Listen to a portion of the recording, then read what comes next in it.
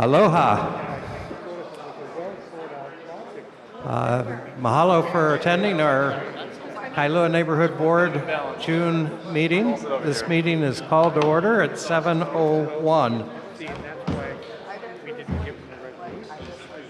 As with any hybrid meeting, the first order of business is a roll call. Emily Andrade. I'm here online. Remotely. Bruce Andrews.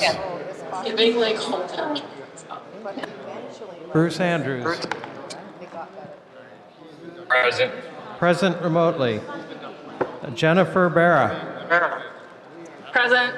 Present remotely. Ana Malia Kia. Kellyanne Kobayashi. David Laea. Present. Jade Lau. Present. Lavani Lipton. Present. Max Markridge. Present. Kate Ryder. Kalama Souza.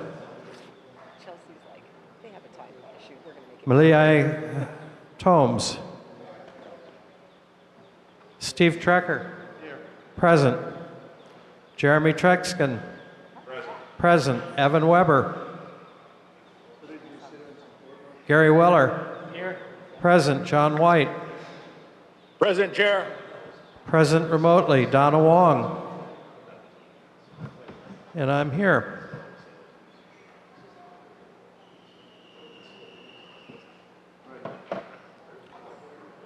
All right, we have a quorum with 12 members, 8 in person and 4 online. Next order of business are announcements. The 4th of July, for our nation's 250th celebration, the Kailua Chamber of Commerce will host the 77th annual Kailua 4th of July Parade and also the 4th of July fireworks. The parade will begin on North Kainalu Drive near the intersection of Uilama Street and will end on South Kainalu Drive about 1 mile later at Kailua Intermediate School. HPD will close down Kainalu Drive promptly at 9 a.m. and the parade is expected to start at 10 a.m. The fireworks show at Kailua Beach Park is expected to begin about 8 p.m. Info is at kailuafireworks.com.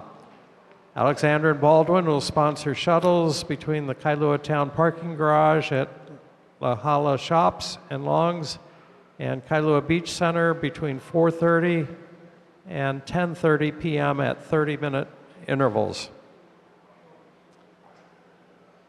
Kailua Town Hall on Monday, June 29th from 6 until 7:30 right here at Kailua District Park Multipurpose Room. Come and talk story with Kailua's elected officials. Rescheduled committee meetings. Due to Kamehameha Day next Thursday, June 11th, the Water Quality and Transportation Committees will meet on Wednesday, June 10th, and the Parks Committee will meet on Thursday, June 18th, rather than their normal meeting times. Are there any other announcements this evening? Online? Any audience announcements? Okay. We'll move on to HPD, HFD, and ocean safety reports, starting with Honolulu Police Department. HPD.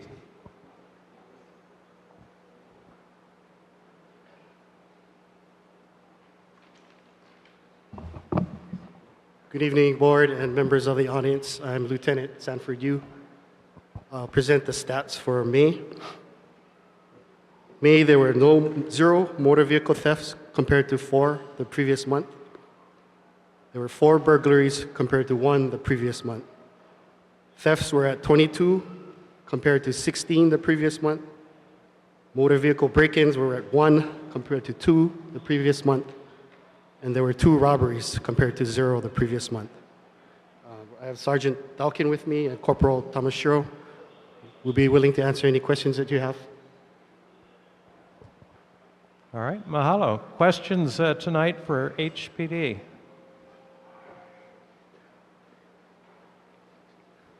Gary Weller.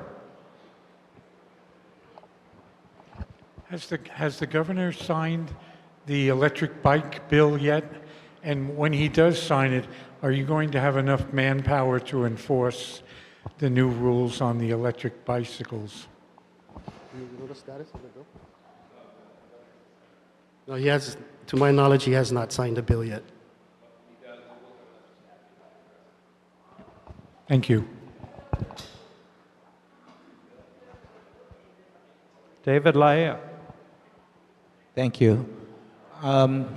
Heading over towards Makapu, Waimanalo side, there were started out as three bikers pulling wheelies behind me, very aggressive, riding in my back. I tried to call the 911, no answer, and I got put on hold for about 20 minutes. I ended up driving all the way to Makapu, Sandy Beach area, and still no answer on the emergency phone line, 911. So I'm kind of curious, what is the protocol for response times and responses on 911 calls? Protocol is, I guess they take calls in the order they're received. So if you're on hold, they're speaking with somebody else equally important. So you would have to hold. Is there just one person answering phone calls at No. at one time? No, there's more than one operator. How many people are handling calls at? I do not have that information. I can find that out for you. Thank you. I appreciate that. All right. Any comment on the guys riding around pulling wheelies on the main highway and being very aggressive with their driving? You have to understand, we don't like it just as much as you don't like it, but when we try to stop the majority of these riders, they flee, and we cannot pursue them based on our policies. So it's a very rock and a hard place situation for us. Should we be taking pictures and being able to send them over to you with descriptions of the people and We would have license to number? witness the violation to issue any citations or arrests. So videotaping these guys driving that way is not sufficient evidence to file a claim? We could do what they call a traffic incident. If we can identify the operator, we would go to the house, knock on the door, but give them a warning. Other than that, we cannot issue a citation. So you can't confiscate their vehicle? No. All right, other questions tonight for HPD online? Any audience questions? I kind of have a similar one. In California, it's legal for motorcycles to go between vehicles on active roadways and scoot between vehicles, basically hugging the line. That's not legal in Hawaii. If an officer were to observe that and were able to safely catch up with the motorcyclist doing that, I assume that they'd be pulled over? Yes. Okay. That's called lane splitting. It is illegal in Hawaii. Yeah, it's a dangerous situation because our motorists aren't accustomed to it. Okay, well, thank you so much for joining us tonight. Anybody else? No? Good night. Okay, we move on to Honolulu Fire Department.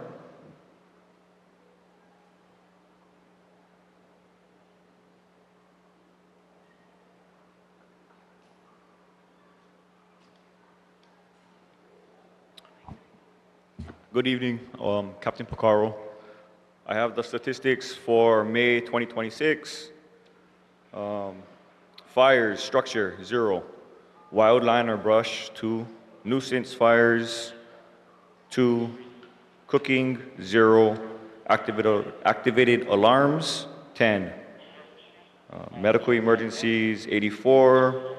Motor vehicle collisions with pedestrian, 0. Motor vehicle collision crash, 1. Mountain rescues, 1. Ocean rescues, 0. Hazardous materials incidents, 1. For more details on the incidents and related mapping information, please visit the fire response search tool on our HFD website at fire.honolulu.gov under the News and Info tab. Fire safety tips and announcements. Fire safety tip, it's hurricane season. Hurricane season runs from June 1st to November 30th in Hawaii. As we enter into the season, it is time to check your kit. Refresh your supplies and ensure everyone in your family knows your plan. Visit honolulu.gov/DEM to learn about the risks and hazards and how to be prepared, and what to do in the event of a hurricane, if a hurricane threatens our islands. Some tips, build your 14-day disaster supply kit to include everything your household would need to survive for 2 weeks without utilities or access to outside supplies. Check your insurance policies to determine what, if any, hurricane-related damage is covered by your policy. Standard homeowner and renter's insurance do not include hurricane or flood coverage. Get appropriate supplies to protect windows. They need to be sized for your windows well in advance of a storm. Sign up to get storm alerts directly to your phone at hnlalert.gov. Should you have any questions on the information provided, please email hfdnhb@honolulu.gov. Thank you. Okay, questions tonight for HFD? Online? Okay. Any audience questions? All right, Thank mahalo you. for Good night. joining us. Stay safe. Thanks. Next is Honolulu Ocean Safety Department. Hi guys, my name is Cole McPherson. I was voluntold to be here, so if you guys have any pressing questions, I'm probably not going to be able to answer till next month, but we'll work on that. Ocean safety towers from Kalama Beach to Kailua Boat Ramp had just under 100,000 beachgoers for the month of May, with almost 4,000 preventative actions made, just under 900 minor first aids, 10,000 public contacts, and 12 water rescues. Notable rescue this month was windsurfer in distress, Kailua Beach.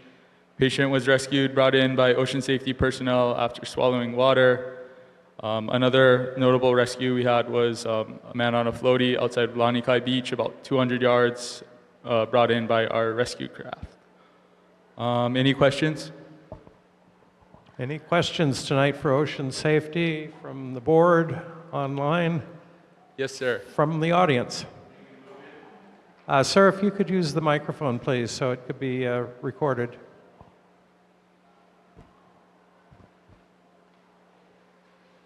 When are you going to move into your new place?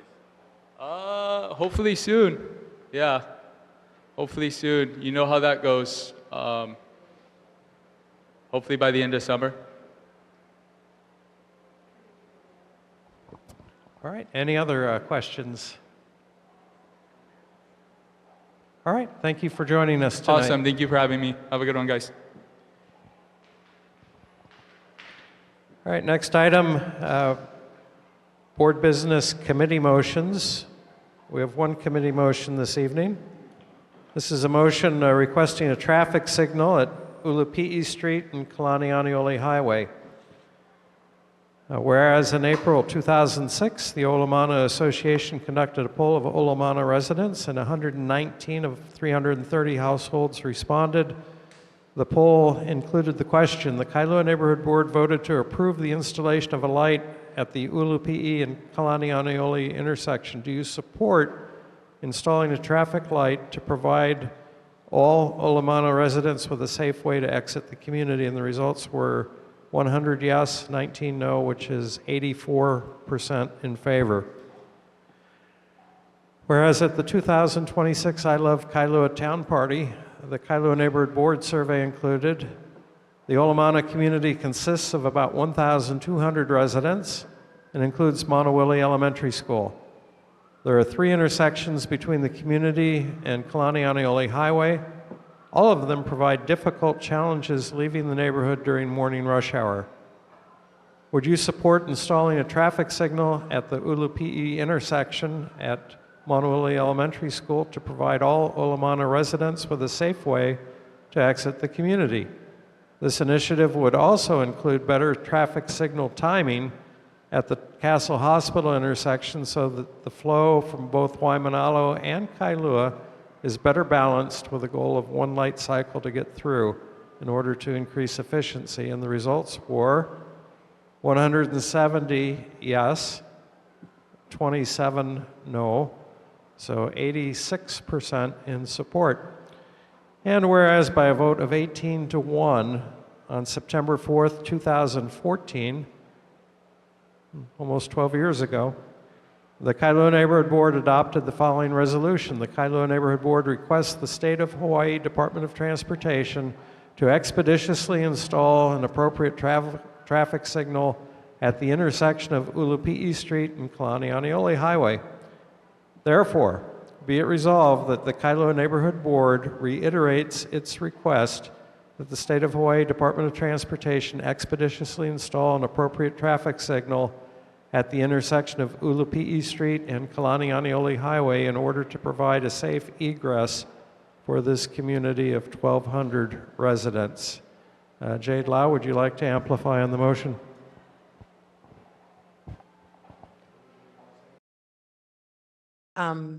I'm thankful that Mr. Morton is here tonight to hear it firsthand rather than having it reported back to his office. And I am thankful that we have the representative of the community to present their findings as they have canvassed their entire neighborhood, as well as Monowilly Elementary School, to discuss and share what they've gotten back from their school community in regards to this issue. But again, to have to address this a second time years later, I really don't want to see the ball get dropped, because these are our children, these are our kupuna, and you should have a way to get in and out of your neighborhood. It's that simple. So thank you. Okay, mahalo. What I would like to do is invite public testimony first, and then when public testimony is complete, we'll move on to board member discussion. Yes, ma'am. Good evening, everyone. I'm Kau'i Tanaka, principal at Monowilly Elementary School.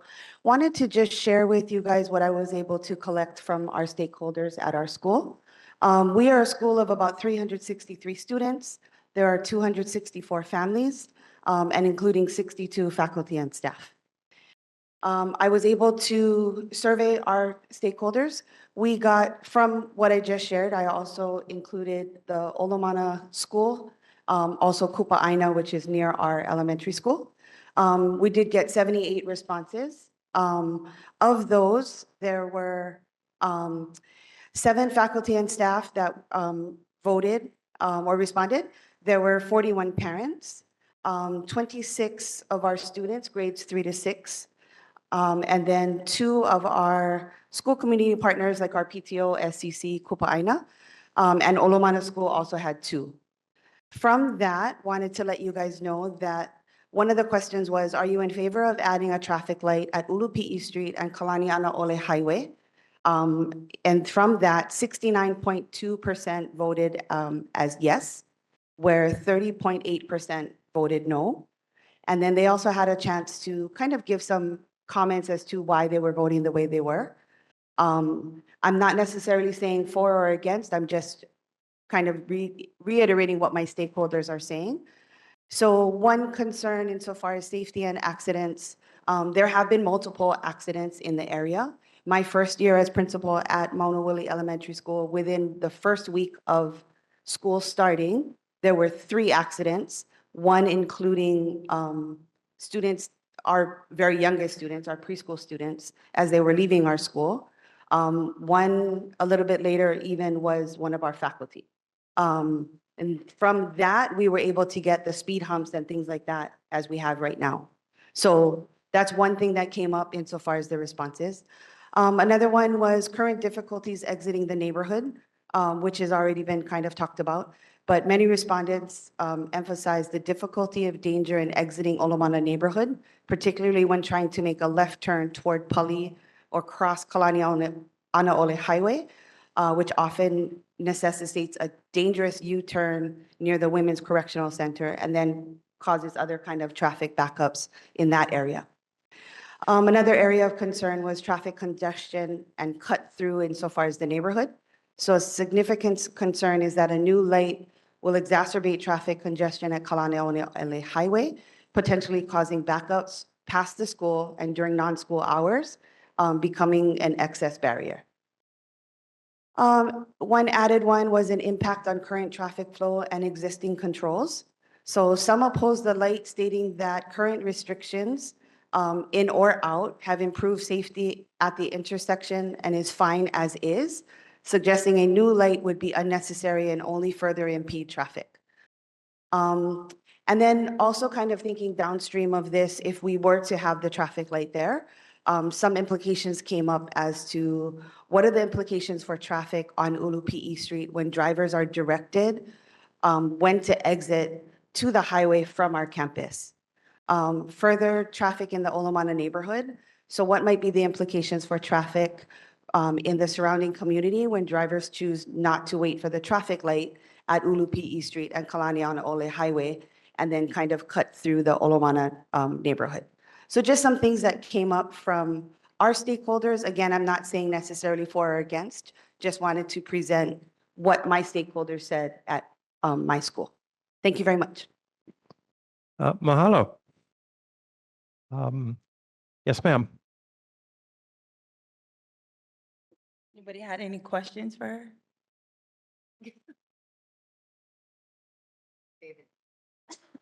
David Laya, you have a question to ask of the testifier? Yes, thank you. Thank you for sharing all the views, but I did want to hear your opinion. Is it something that you support, the installation of the street light, stoplight? So that's just hard for me to answer because I represent the school insofar as my stakeholders. I was, before the speed humps went in and the current left turn, I was very much an advocate for a traffic light there. I currently think that what we have right now is working. I do, yeah, I think it's working. So. Okay. Any other questions? Sorry. Okay. Next testifier. Sure, I had a question for the principal. Sure, sorry. I guess my question is, what is the percentage of GEs at Mauna Willie Elementary School?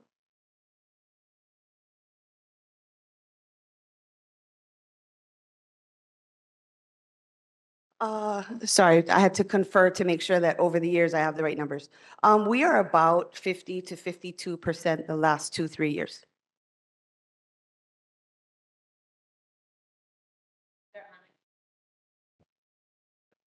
John White, do you have a question for the testifier? Yes, Chair, I do. Oh, go ahead, John White. Thank you, Chair. Yeah, this question for principal. To your knowledge, how many students have to cross the street from the neighborhood opposite of the elementary, where the little park is? Do you know how many people cross the street on foot? If I'm hearing correctly, the question is how many people cross this street? Is that crossing Kalanianaole Highway? Yes. Most of our students who walk to school with their families or ride bikes are pretty much in the Olomana community side. We do have a handful of students who cross over from Pohakupu side. I don't necessarily have a number. I would say less than 10. Thank you. And there is a pedestrian overpass. There is a pedestrian overpass, correct. Okay, other public testimony?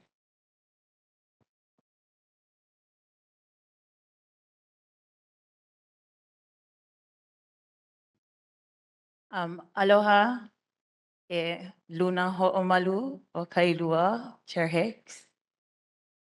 Amena Lala. Hello, Kailua Neighborhood Board and members and directors. Ovao o Crystal Branco, he kupa ha'aheoao no Kailua, o Olomana Kailua, ke kamaili o nei au I ke ia po no ka aha hui kaya puni o Olomana me ke ano he kakao o lelo pili. So my name is Crystal Branco. I'm a proud native of Olomana Kailua, and I'm here representing the Olomana Community Association as the corresponding secretary. Mahalo for the opportunity to testify.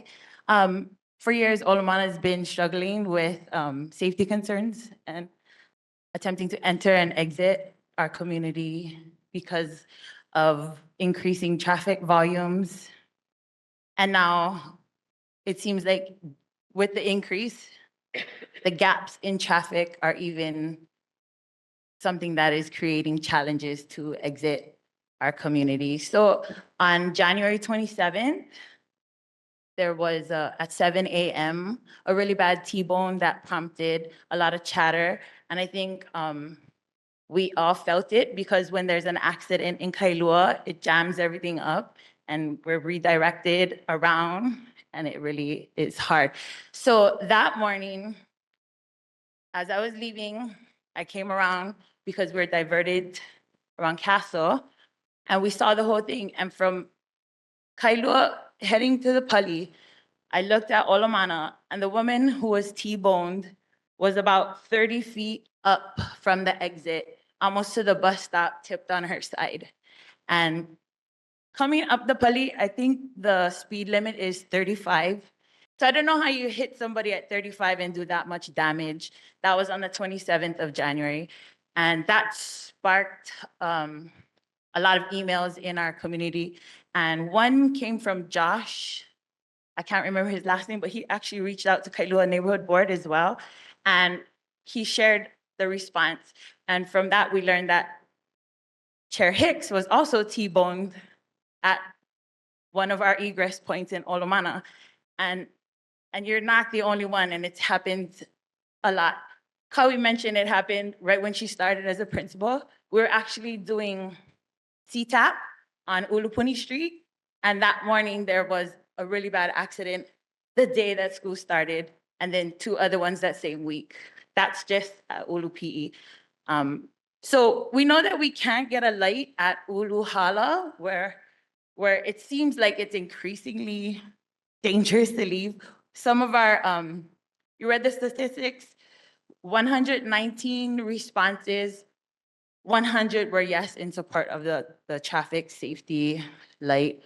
That's 80%. We have 330 homes in Olomana. That's about over a third. I wish I could have canvassed more, but I did my whole street. All 17 of my neighbors were like, yes. I mean, a lot of varying solutions are being thrown out. And what we really just want is one safe way to egress Olomana. And what we found is the only place we can do that at is Ulupi'i Street next to the school because it's far enough away from the other light. And so, yes, our community association supports a light at Ulupi'i Street. Mahalo. Any questions? Mahalo. Any questions for this testifier? Jade Lau? Crystal, do you have your numbers of, I didn't hear you say them all. You have 330 residents. You've canvassed the neighborhood We and sent emails out and our Facebook, community Facebook, surveying 330 homes. 119 responses what we got, and 100 yes, 19 no. Okay, thank you. I just wanted to clarify. I just want to add that I did ask a few of my neighbors why they said no. And a few of them that live inside said, I don't go that way. Some said, I'm retired. I don't go during traffic hours and, doesn't bother me. So I was like, well, what about everybody else? What about the kupuna? What about the teenagers who are just getting their driver's license, who will get ma'a to leaving Olomana, but at first it's kind of scary and sketchy. And right after that, T-Bone on the 27th in January, I think maybe a month or two later, there was another bad T-bone. And then as I was coming home, I saw it. It was a mom with two of her babies. It's just not safe. I do want to ask to clarify. The highway overpass, is that all stairs? Is that a sidewalk ramp? It's a ramp. It is a ramp. Okay, thank you. Okay, mahalo. Other public testimony? Good evening, Neighborhood Board. My name is Lisa Doyle, and I am a parent at Monowilly Elementary School. Is my first and biggest responsibility. And in this last year, I've had the opportunity to also work full-time at the school in the Community Relations Program Assistant. So I'm working with community and I'm working with our parents. And one of the best things of my entire day during the school year is I get to greet the kids. I get to say good morning to the parents, learn their names. I know dogs' names. I know spouses' names. I get to greet the parents. And we're talking 260 families. And with that, I haven't counted how many are actually coming through every morning, starting drop off at 7 a.m. But I'm here to tell you between 7 and 7:50, it is a lot. So my question for the Department of Transportation, I 100% hear my friend Crystal's perspective, and I hear your perspective from the board and looking back at 2014. I hear all of those things. The question I would ask the Department of Transportation to do is to please use their expertise to look at, if you were to look at adding a light, how those 200 plus vehicles coming through twice a day impacts. How far does that back up on Ulupi'i Street if we're really making sure the Kalaniana Ole has a synchronized light with Castle? Are we going to end up having families stuck on Kalaniana Ole trying to get in the morning because we're backed up? Are we going to have families backed up on Ulupi'i Street and they can't get out? Because right now, our roughly 50% GEs, we've got a ton of Waimanalo, Enchanted Lake, Keolu Hills. We have all over. And if they're wanting to turn right and now they're stopped at that light, Department of Transportation has that expertise. And to me, more as a mom than as a staff person, it seems remiss that the school was not asked prior to now to be a part of this conversation. It's almost like we're at the table at Thanksgiving and everybody's already filled their plates and we're getting ready to talk about dessert. And then somebody's like, oh, wait, maybe we should ask the school what they think. It feels like it's kind of a little late to be asking. It would have been nice. I wonder if there could have been an invitation sooner. But Department of Transportation has the expertise. They're the ones that are great at gathering data. If they could do so to help our families and again, to help our community association, I'm neither for it nor against it. I just feel like I wonder if there's more data first. Okay, mahalo. Any questions? Can we address that in the committee? Yeah, the school was enthusiastically in favor and involved in it in 2014. Now, of course, attitudes That's and wonderful. But situations may have 2014 changed. was a really long time ago. I would guess that very few of our families that are there now were there in 2014. Only if they have 5 kids and we're on number 5. Just hypothesizing. I can't say that for a fact. So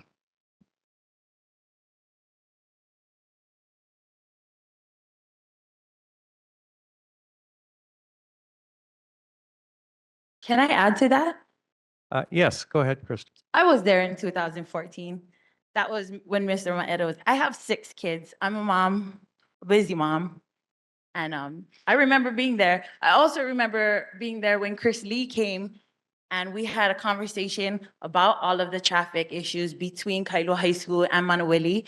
And their temporary solution was the barrier that created this no left. And for all the people traveling from Enchanted Lakes, Waimanalo, when it is backed up, like it is every morning, Monday through Friday, they don't wait for traffic to move. They take the median, and you see when it's raining, it's all muddy because they just go. So I agree. If there could be some kind of timing that lets them in with the flow, that would be really awesome. And also timing to let them out. When we come out at Ulupi, well, when we used to, because now we can't, but even when we get out at Ulupuni Street, we can't make it through from Ulupuni to Castle Light in one cycle. It takes about 2, sometimes 3, depending on the load or the volume. So I agree, timing is everything. And I think this timing for this is now, we've been asking for a safe way to egress Olwana for years. We've been asking for a lot, actually. We've been asking for a safe visual sidewalk outside by Uluhala. We've been asking for this crazy bump to be out, like that overpass. People with big bikes, you know, some moms have those big trailer bikes. They can't get up that way. They have to cross on the bottom. That's not safe either. There's a few bumps that make it hard for everybody to time their egress, because now you don't know if somebody's stopping for you or not, or somebody is stopping, but the other person's not stopping. It's kind of stressful either way you go. And I understand what she's saying about timing, and I appreciate that. Mahalo. Mahalo. Malia Espinda. Hi, good evening. So I hear some of you have been, were around since 2014. Is there a study? One, is there a study from 2014? Two, if not, why? And three, if there is one, and perhaps our transportation director, is there a place where these are posted? Because it's a curious question if this has been around since then. I assume there's a study somewhere. I shouldn't assume. I'm asking the question. Thank you. Yeah, this is a state Department of Transportation issue, and they did an analysis. Representative Ken Ito, who represented the district, was very much in support of it. And Hawaii Department of Transportation said, well, the volume of traffic at Ulupi'i and Kalanianiole was insufficient to warrant it. However, that was probably an inadequate study or conclusion, because were there to be a safe egress from the community, those that, a good percentage of those that use the other two egresses would opt to choose the safe way.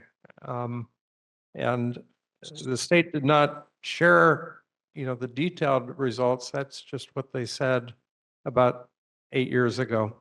Perhaps you could request that?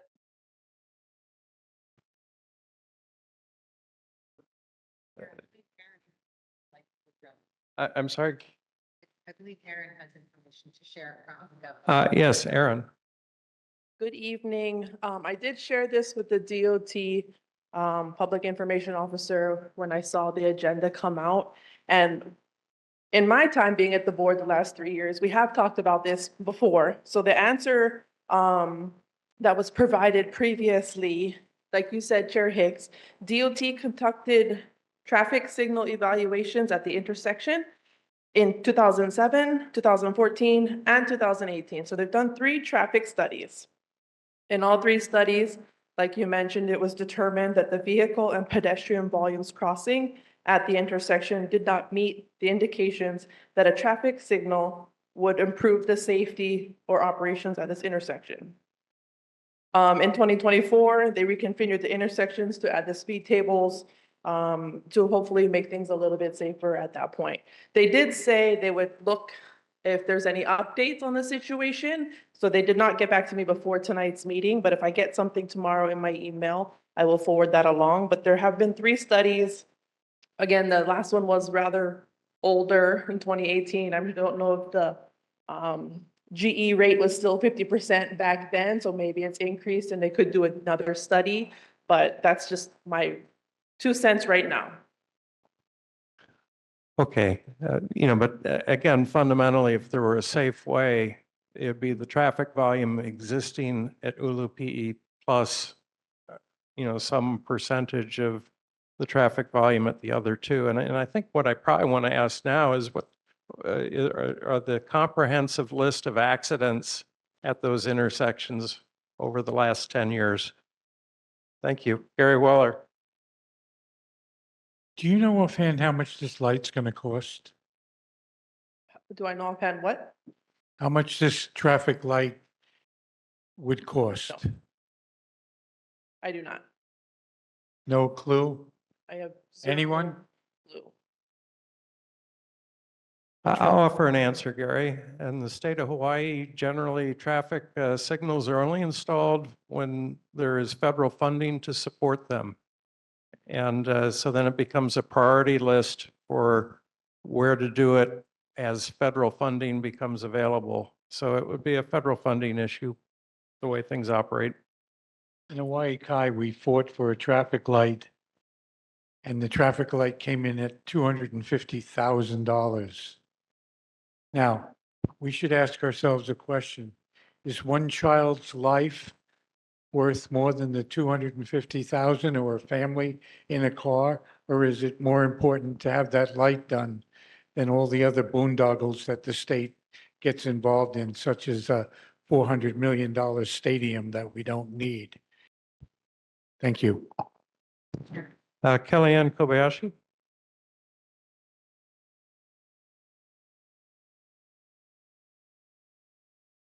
Kellyanne Kobayashi. Oh, can you hear me? Yes. I was just wondering about the traffic study, and if we could get more information about like this lack of in Mars or enough kids, because I think there's definitely some lights I've seen around that this areas, and I think there's a lot of traffic. So I'm wondering much traffic than not traffic, because in my area in Kailua, there's a light by Kailua Elementary School. Kellyanne, you're breaking up and are very garbled. If you could put your comment in chat, we'll read it. Jade Lau. Aaron, on the traffic study, are we able to see the timelines that they're studying to confirm that they're really collecting the data during the appropriate times that children are coming to school and leaving school? Because it does no good to do a study that goes from 10 in the morning until, noon. Sure. Or that they're studying on holidays and weekends. Because, or even if they're studying, let's say June through July, we'll have very different numbers and outcomes because those are not times that are the issues of concern, the primary issues of concern, especially for the ingress and egress of the school. Now, the homeowners, that's 24/7. But for the bulk of the school traffic, is there a way to confirm that those studies are done during the appropriate hours and days that are truly at concern? I will ask. Thank you. You're welcome. Okay, is there other public testimony on this motion?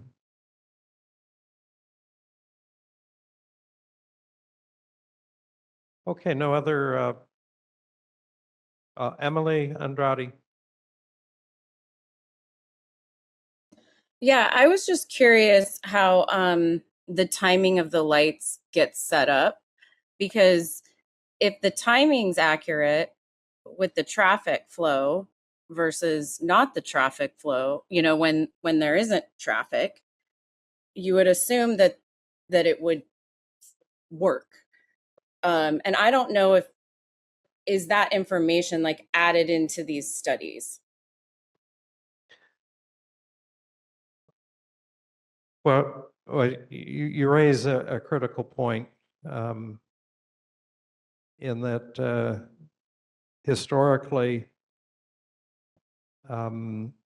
traffic from Kailua on Kailua Road in morning rush hour traditionally gets through in one light cycle, and the latter part of the green stage, cars just kind of go through, you know, not very densely.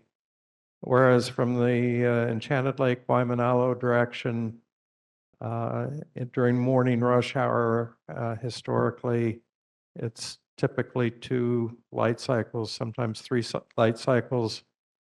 And that has caused people to cut through the Olomano neighborhood.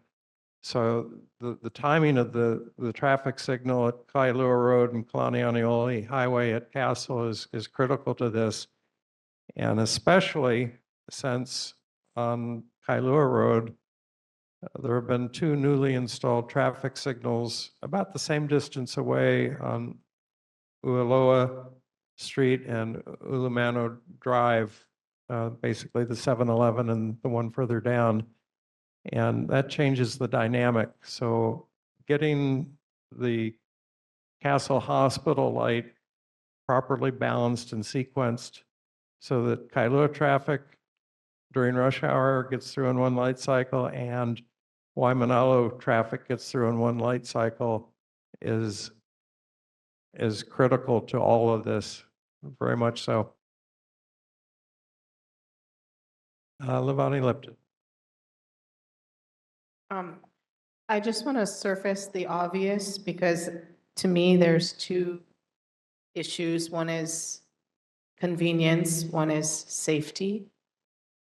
And, recently I was sitting at the newly installed traffic light on Kailua Road across from the 7-Eleven and the YMCA. And we were asking for that traffic light for years. There was a fatality there. It was my friend's mother who was walking across. She was walking home, but she was crossing from the YMCA. So every time I think about sitting at one of these traffic lights or, oh, this is humbug, it's like taking more time now, I think about my friend's mother. And so I think we really, aside from the statistics of whether you live in the community or not, I think we have to put first and foremost safety. The other issues of timing are technical issues that can definitely be dealt with and troubleshooted. But my personal belief is that safety is far more important than convenience. And so I think we need to think about that in this situation. Okay, we are going to shift from public testimony to board discussion. If there's additional board discussion.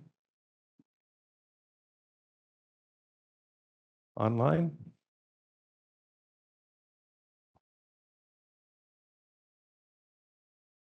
All right, if there's no further discussion, I call for the motion.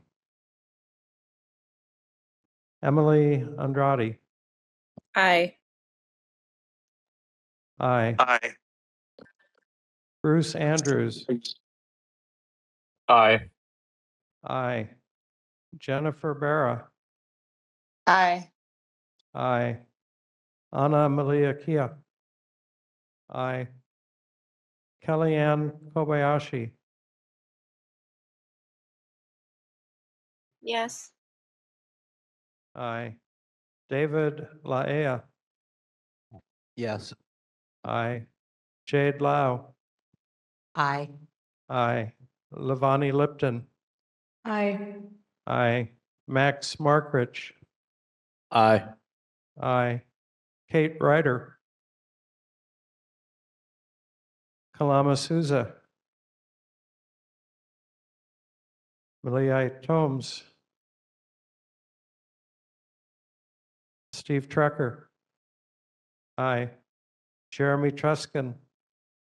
Aye. Evan Weber. Gary Weller.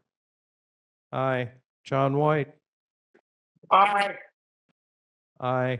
Donna Wong. Chair votes aye. The motion passes unanimously with 14 votes. Mahalo. We move on to local agency reports, starting with the Board of Water Supply.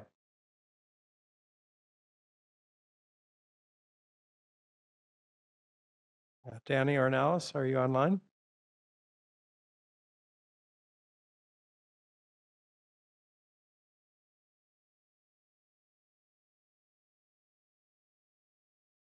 No Board of Water Supply representative. Marine Corps Base, Hawaii.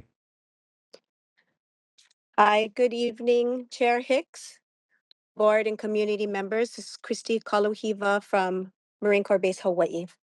I'm reporting that on the July 4th, Colonel Stephen DeTrinis and Sergeant Major Don Moreno will be participating in the Kailua 4th of July parade. On July 12th, we'll be hosting the Hui Nalu Kaupiko Canoe Regatta. This is an open base event, so we would love to have the community come out for observation and participation.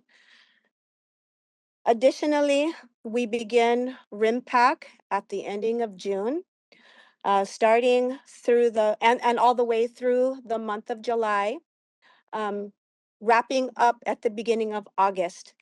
There will be adjusted airfield hours in support of RIMPAC training. Also, there will be training in the Bellows area, and there will be a few weekends in July where the beach will be closed and not available for camping, and this is also in support of RIMPAC training.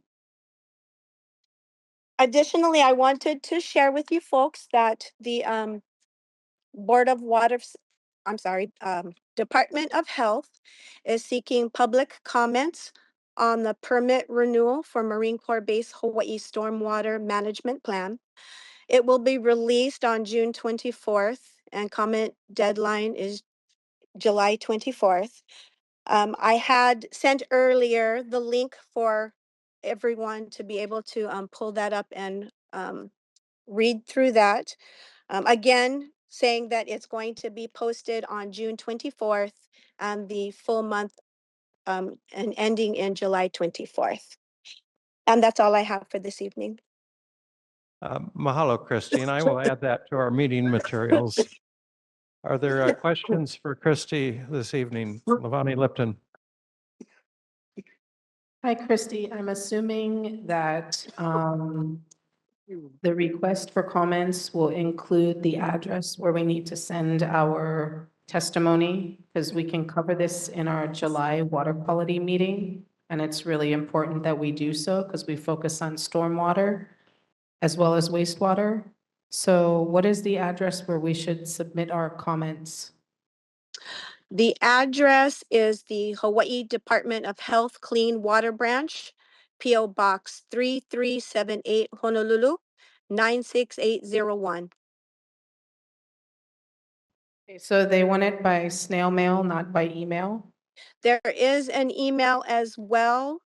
It is cleanwaterbranch@doh.hawaii.gov.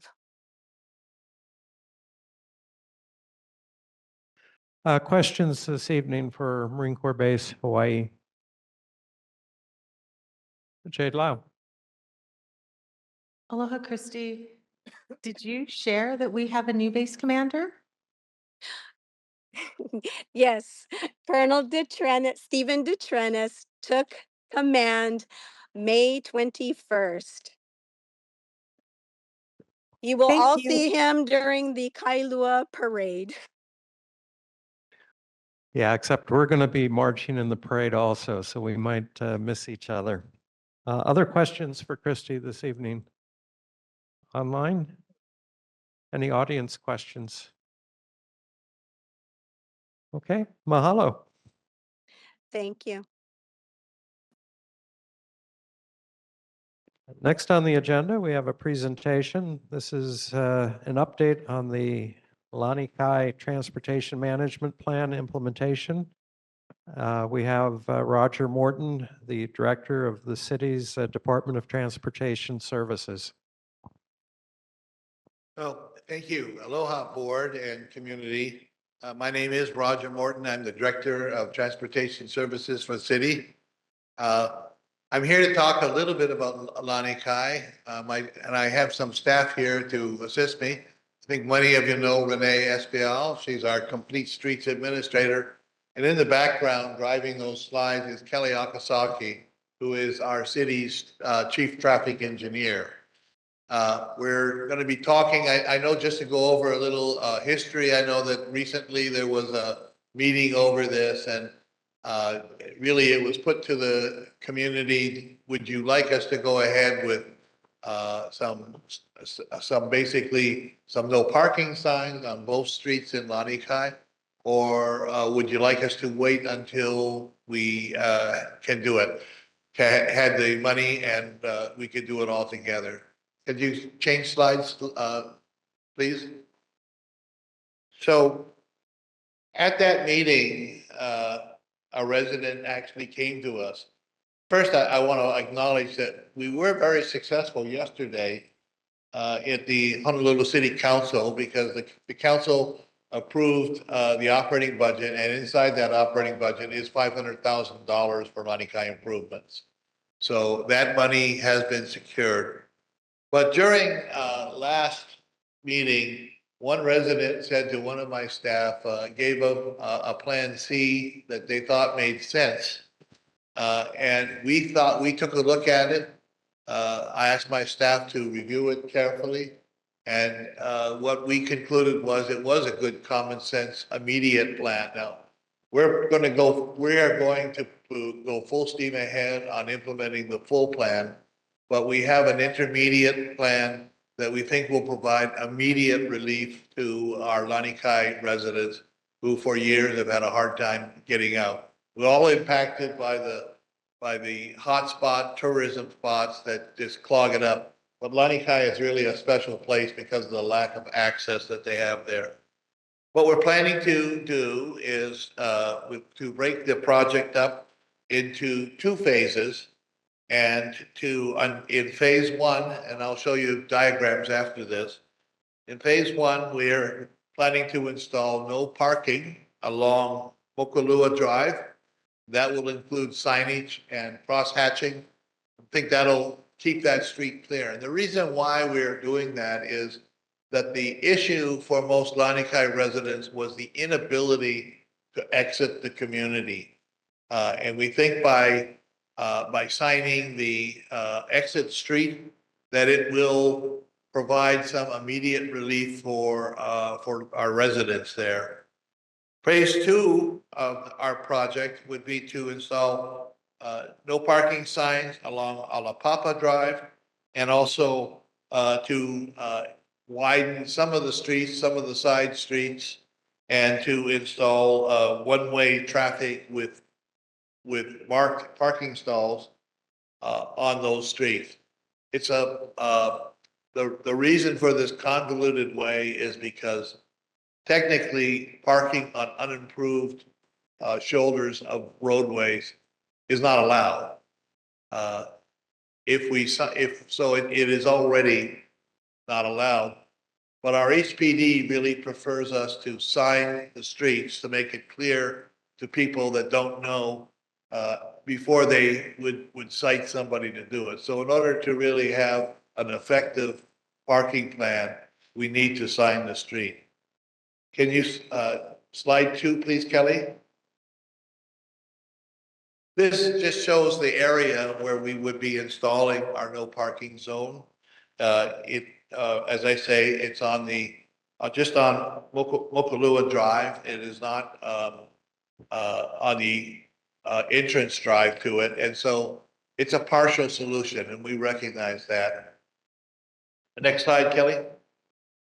As part of our project, we're also committed to providing beach access for the Lanikai Beach. And we'll do that by creating several pedestrian loading zones. And the idea there is that people will be able to come in, continue to enjoy the beach. It'll be clear that they'll be hacked, and it'll be clear that it's a 2 or 3 or 4 minute drop-off spot. And then someone would have to exit the area. Next slide, please. These are just, this is our rendering of what the street would look like after we're done. By hatching it like that and by signing it like that, we think that we're hoping it will be fairly self-policing, that people will not drive or try to park on the street. Next slide. And that's the end of the slides, and I'm happy to answer questions from any of the board members or any of the audience members. Mahalo. I'd like to do it the same way, public questions first and then board questions. Are there any members of our audience that have questions for Roger? Yes, sir. If you could use a microphone, please.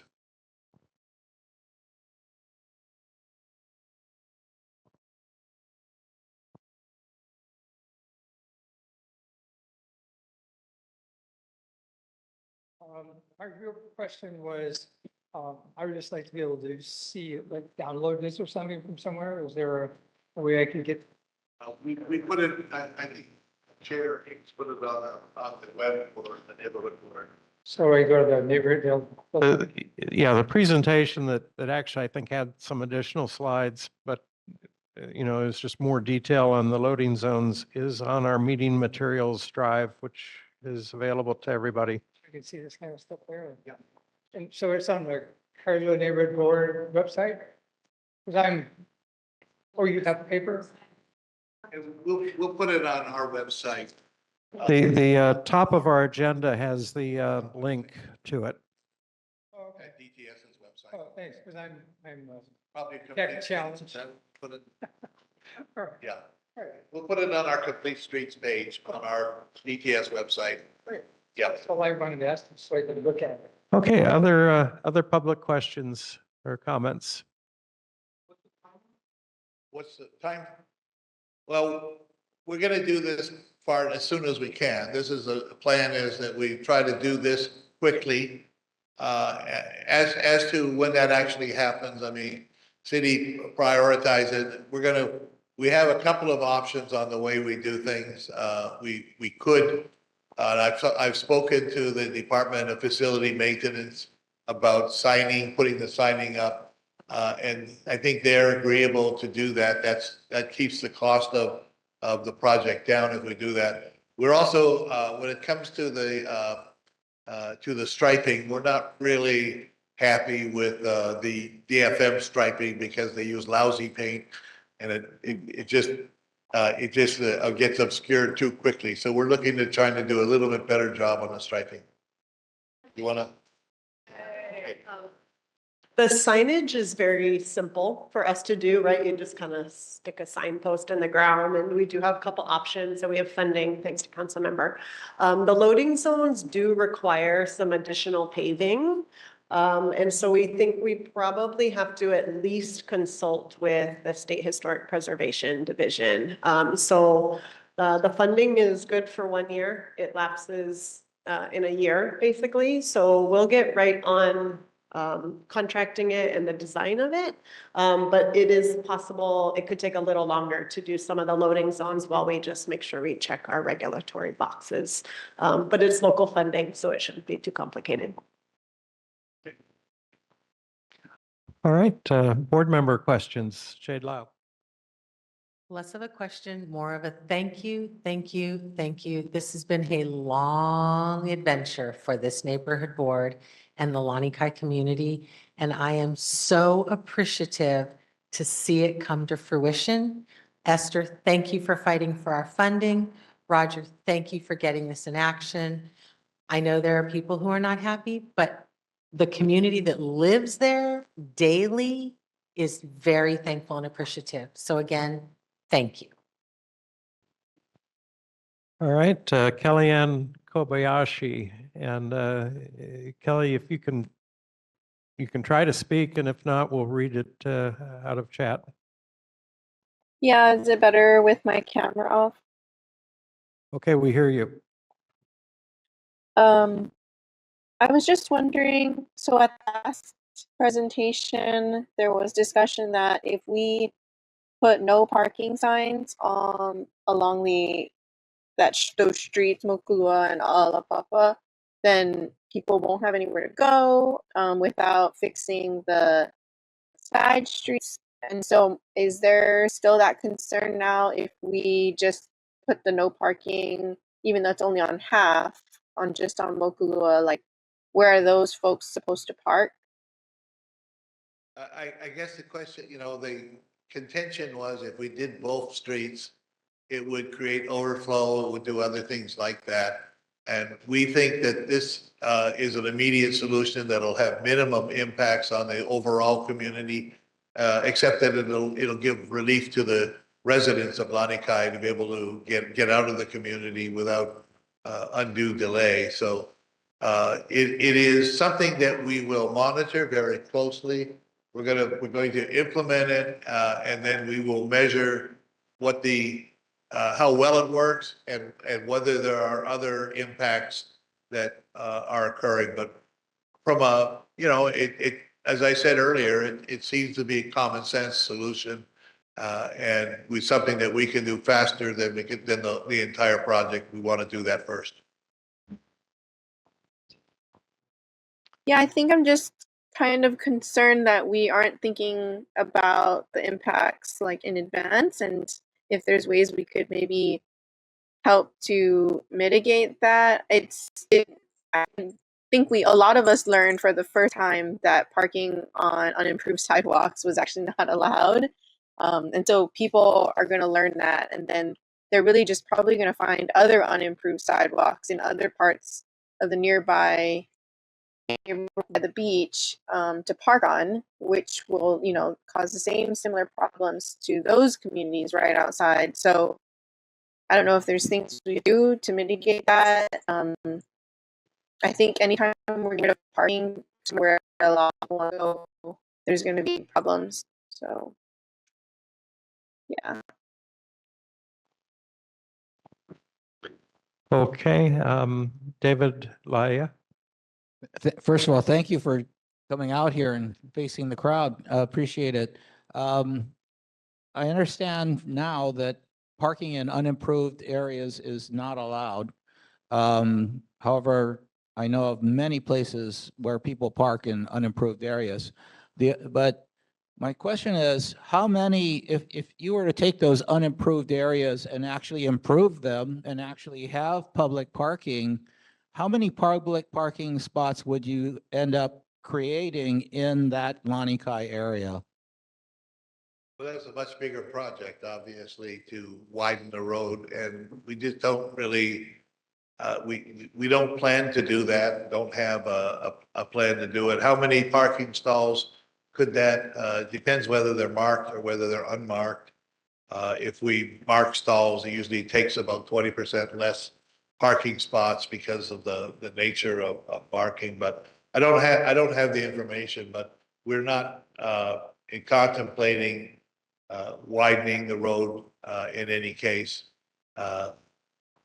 As to the unimproved parking, you're absolutely right. There's people that park in unimproved areas all over the island. I would guess there's more than 200,000 unimproved parking spots that people park in. I think it's a live and let live part of it, and that's one of the dilemmas for us is we can't, we don't have a real good mechanism to regulate parking spots that are not allowed to be parked in anyway. So that's what it is, and that's why HPD prefers to have the areas signed before they would do great enforcement because they know that there are unimproved parking spots all over the island that are problematic. I don't have an answer to the mega problem of parking on the island. The reality is we have more cars than we have residents, or more motor vehicles than we have residents, and it just takes up a lot of space on our island to park all of those automobiles. So the reason I was asking is if you take away that unimproved parking area for public use, you're going to deny access to the beach for the general public and for visitors. It seems like we should be addressing that whole parking issue and have a certain number of designated stalls that we're going to be managing before we go and close all the beaches and close access to all of the roads that people have been using for as long as I've lived, been using the roads, unimproved roads as parking, not only on the main area, but also on the side streets.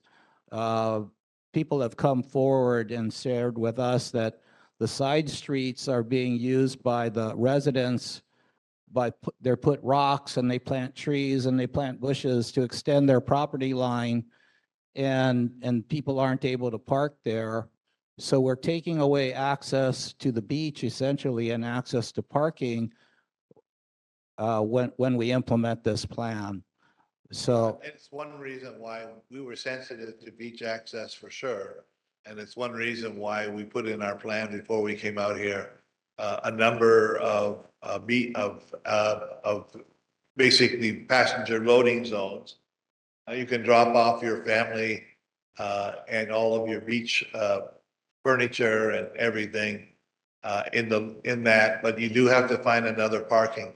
Also, our plan, longer term, we would be emphasizing public transportation better. I mean, there needs to be a way to get access to the beach, and that's been the sensitive issue for us, is to make sure that we have a balance between beach access and the ability to park.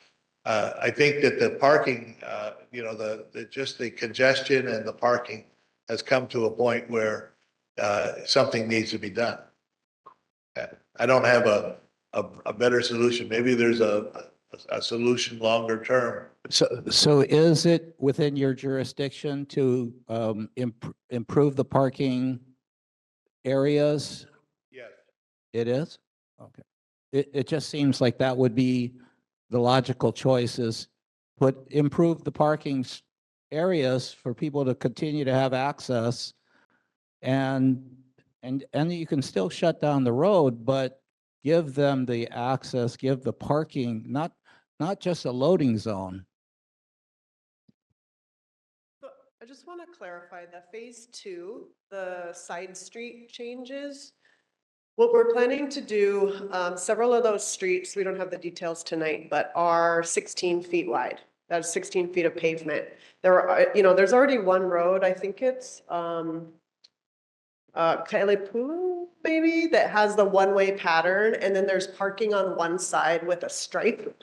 That is the goal for some of the other streets, is to convert it to a one-way pattern, widen it 2 feet to get 18 feet of asphalt so we can have legal parking on one side of the street. We have not counted the number of spaces that we can put in with that new scheme, but that is if things don't improve with the first phase, that is kind of the second phase that we could do. So we are improving it to a bit, not both sides, not the full unimproved sidewalks, but provide one side of parking that is legal and on street, and therefore we can regulate it by day, by time of day, holidays, whatever. So that I just wanted to clarify, that is the plan, but not both sides, full improvement of the road. But we could do a quick count of how many parking spaces we could get. Is there a reason that we're closing down the street first as a priority versus providing for the parking first and then closing down the street? We're not closing down the street. We are prohibiting parking on the one main street. And I think the main reason we picked that street was because we always hear the problem is getting out. And so that's why we wanted to start, or Roger proposed to start with that first street. And I understand that one of the issues is that there's only a single lane on the street to leave, and people, visitors will stop on the travel lane and wait for parking, which creates the problem of residents getting through. So it is a difficult problem, and this is an attempt that, we think this will be a major improvement, but we will be monitoring it really closely to make sure that it is not. It's a balance because we don't want to restrict beach access at all. And I think the Lanikai community has been very out front and supportive of continuing to not to try to close down their beaches. And they've been very open about trying to keep them open. The solution we have here is we put in a number of passenger loading zones. It's not a perfect solution, but I don't think there's a perfect solution, but it's something we can do right now. Carrie Weller.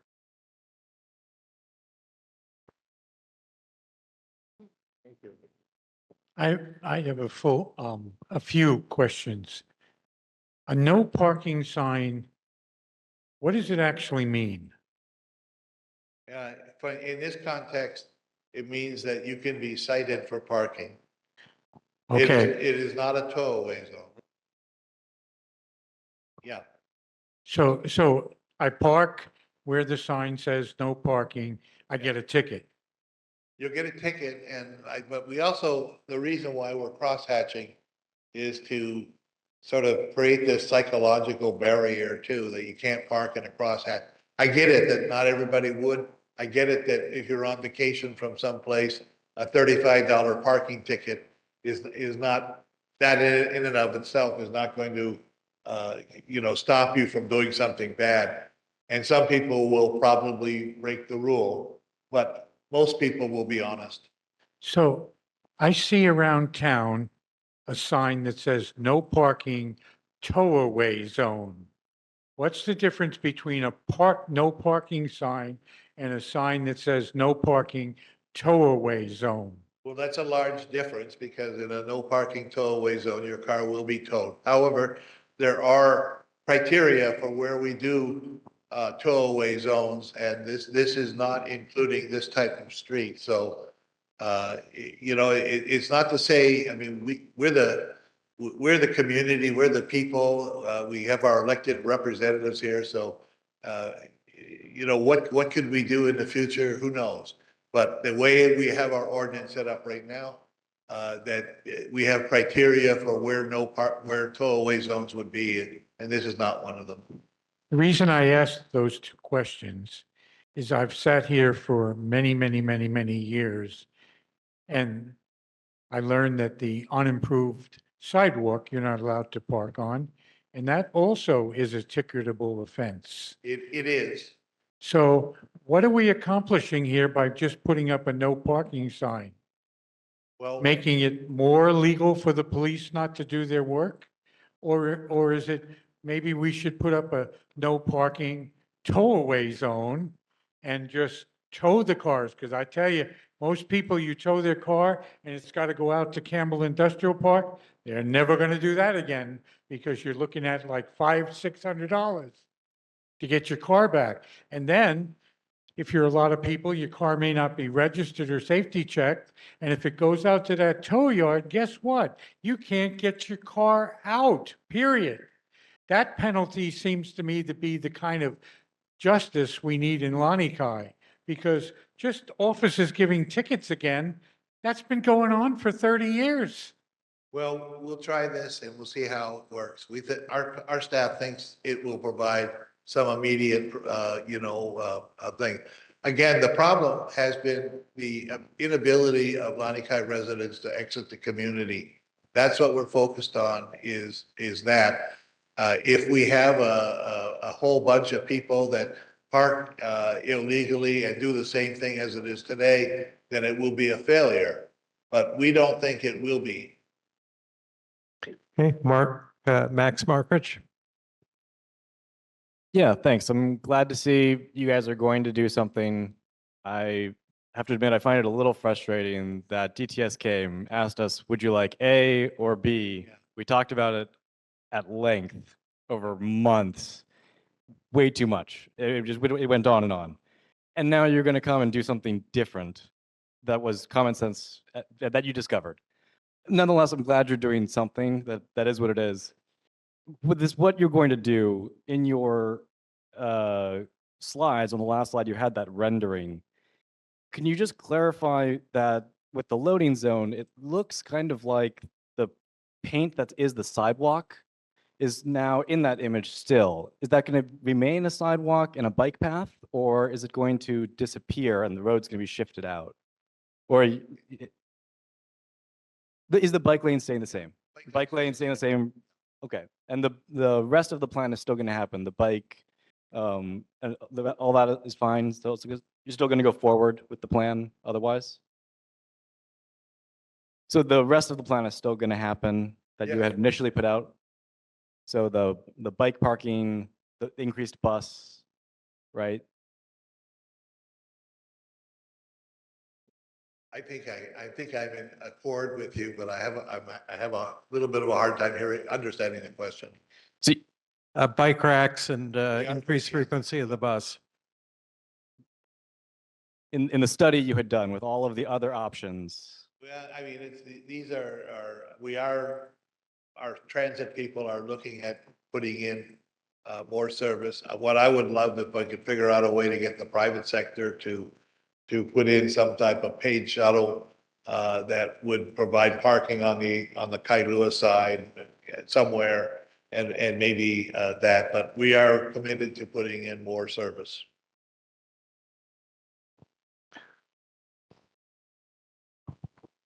The loading zones might help too with the bike parking, because as you know, the beach access areas are pretty sandy. They're not paved, so it's hard to find a place to secure bike racks.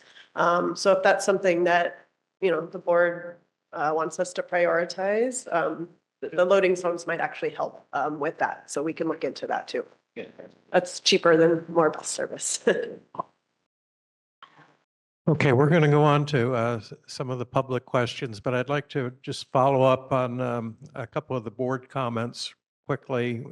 One, you said that this area would not be appropriate for a tow-away zone. What's the definition of what would be appropriate? Usually it's arterial roads. Peak hour and arterial roads, like some parts of Bishop Street, streets like that, that's where we operate now. As I said, going into the future, it's possible that could be done at some point, but I don't think it would be a good island-wide solution or a good solution here.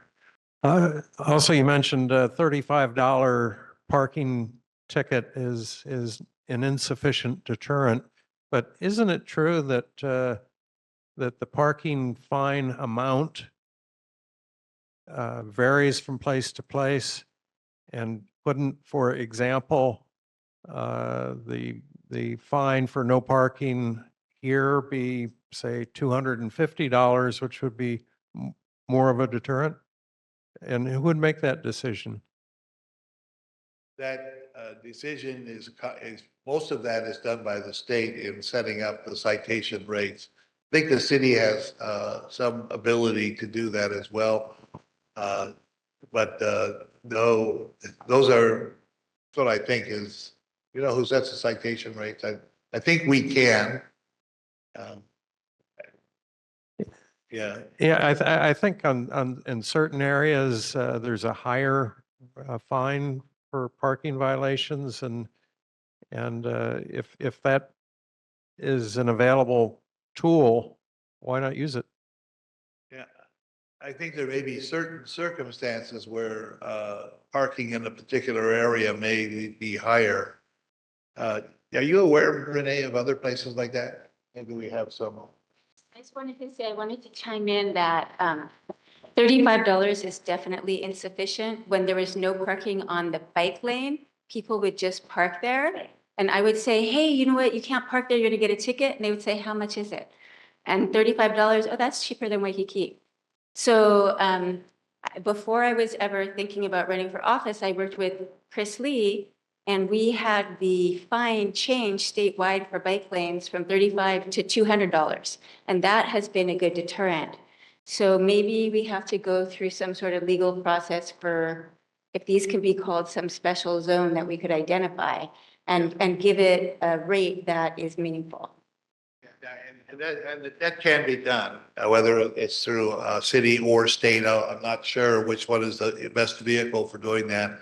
But that's what it would take, would be to do it. And it's not likely that we would do it for one little area. It's got to be a class of areas that we would do that. But I think that we're all in agreement that $35 is exceptionally low.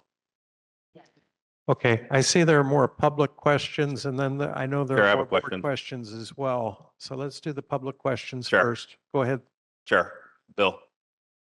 I have an alibi over here for the board.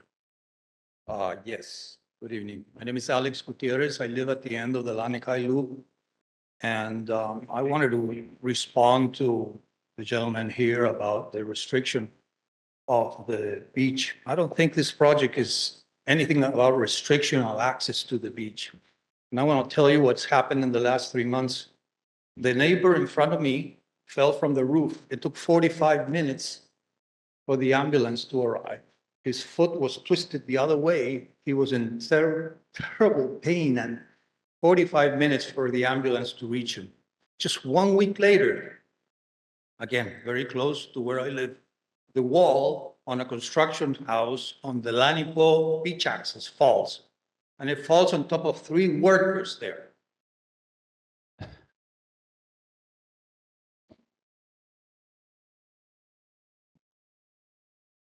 I am still affected by that.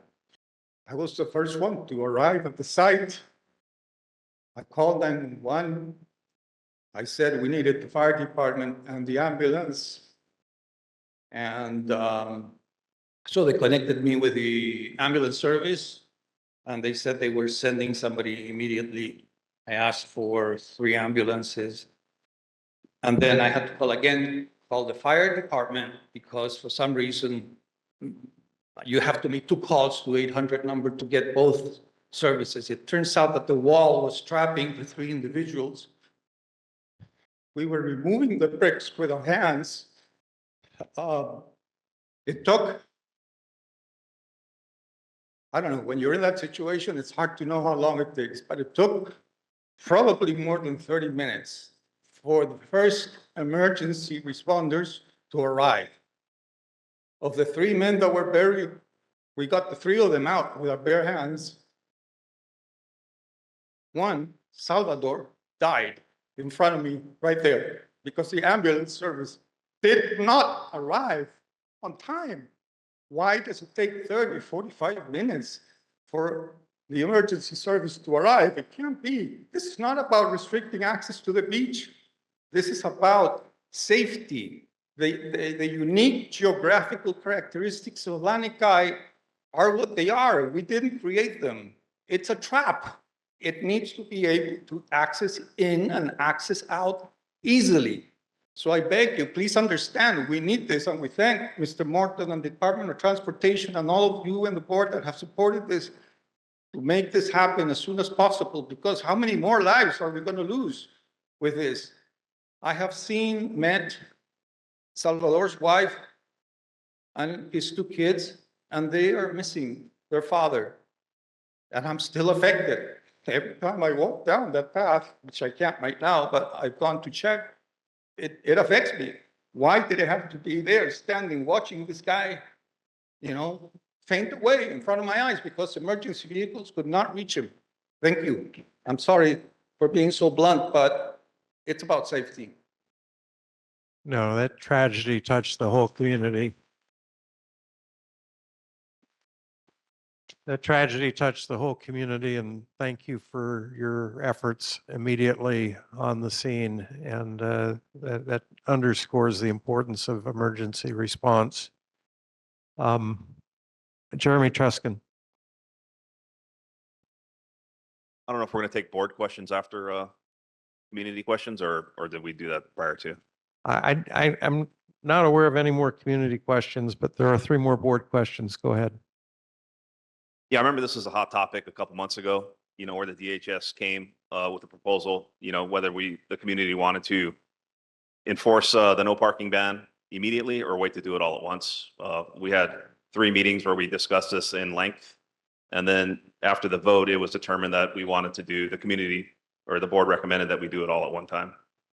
So I guess I'm curious what had changed since then. What's changed has been our determination that there needs to be some immediate relief. So I guess like after we had the deliberation and recommended that we wanted to do it all at one time, you guys went back and reassessed it and said you wanted to do some immediate relief. Well, this is a modified plan, but I don't know if I'm Chair, was there a vote by the board to do it all at one time?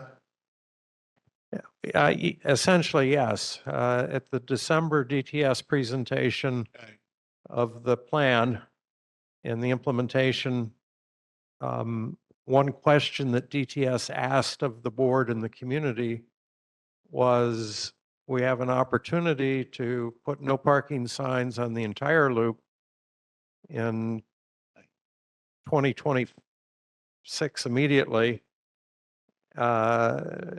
Funds could be made available for that, or alternatively,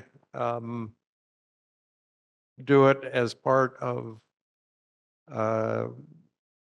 implementation all at once, where the cross streets would be prepared for the increased volume. And so that question was raised by DTS for us. And there is a motion to go with the signs as soon as possible and wait, in advance of the ability to do the other things. And that motion failed. So we did not recommend no parking on the entire loop in advance of the readiness of the side streets to accept the change in the dynamic. Yeah, follow-on question. So the Lanikai Loop, Alapapa is already shut down on half the street for parking. So it's only half available. So if you guys shut down Mokulua fully, that's going to essentially shut down 75% of the parking. Well, more than 75% considering that Alapapa is only like halfway. So you guys are essentially shutting down parking on the loop with exception to a small portion on Alapapa. On Mokulua. Well, the two Mokulua's streets, the upper, the Makai side of the loop and the Mauka side of the loop are approximately the same length. I think one of the differences that DTS is proposing is the installation of multiple loading and unloading zones adjacent to each of the 5 beach accesses, which if you're going to the beach, it represents an improvement over anything that ever has existed in terms of that. Sure, I'm just saying that if you, of the existing, if we broke it down to 3 increments, one side on Alapapa side and the other side on the beach side, and you're taking away 2 on the beach side, you're taking away a significant portion of the parking. Correct. Yep, and then, the recommendation was the board to do it all at once. So you guys got some funding, $500,000. Is that incremental funding? I assume that's not enough to do the full project, right? I'm sorry, can you say it a little slower? Sorry, I talk pretty fast all the time. The intent was to do the full project. Still is the intent. And then I'm assuming that you guys got some funding, $500,000, but I assume that the project isn't fully funded, that's incremental funding, or is the total project going to be $500,000?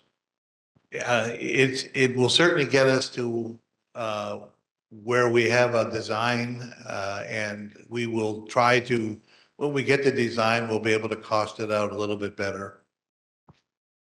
So I guess it just seems like, we deliberated on this, for 3 months straight. We had a recommendation, and now you're kind of coming back saying, yeah, we heard your recommendation, but we're going to implement this plan.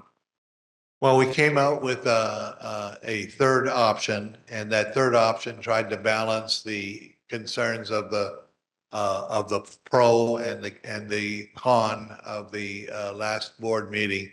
So this is a new option, but it is one that we think would help, minimize to a certain extent the impact of what we'll do to the parking. We also, I didn't mention, but my Kelly Akasaki reminded me on my watch that we're also committed to improving bike storage in the beach areas as well. So again, we're not trying to restrict access to the beach. We're just trying to manage it. Was there any consideration to bring the new modified plan back to the board for deliberation prior to implementation? No.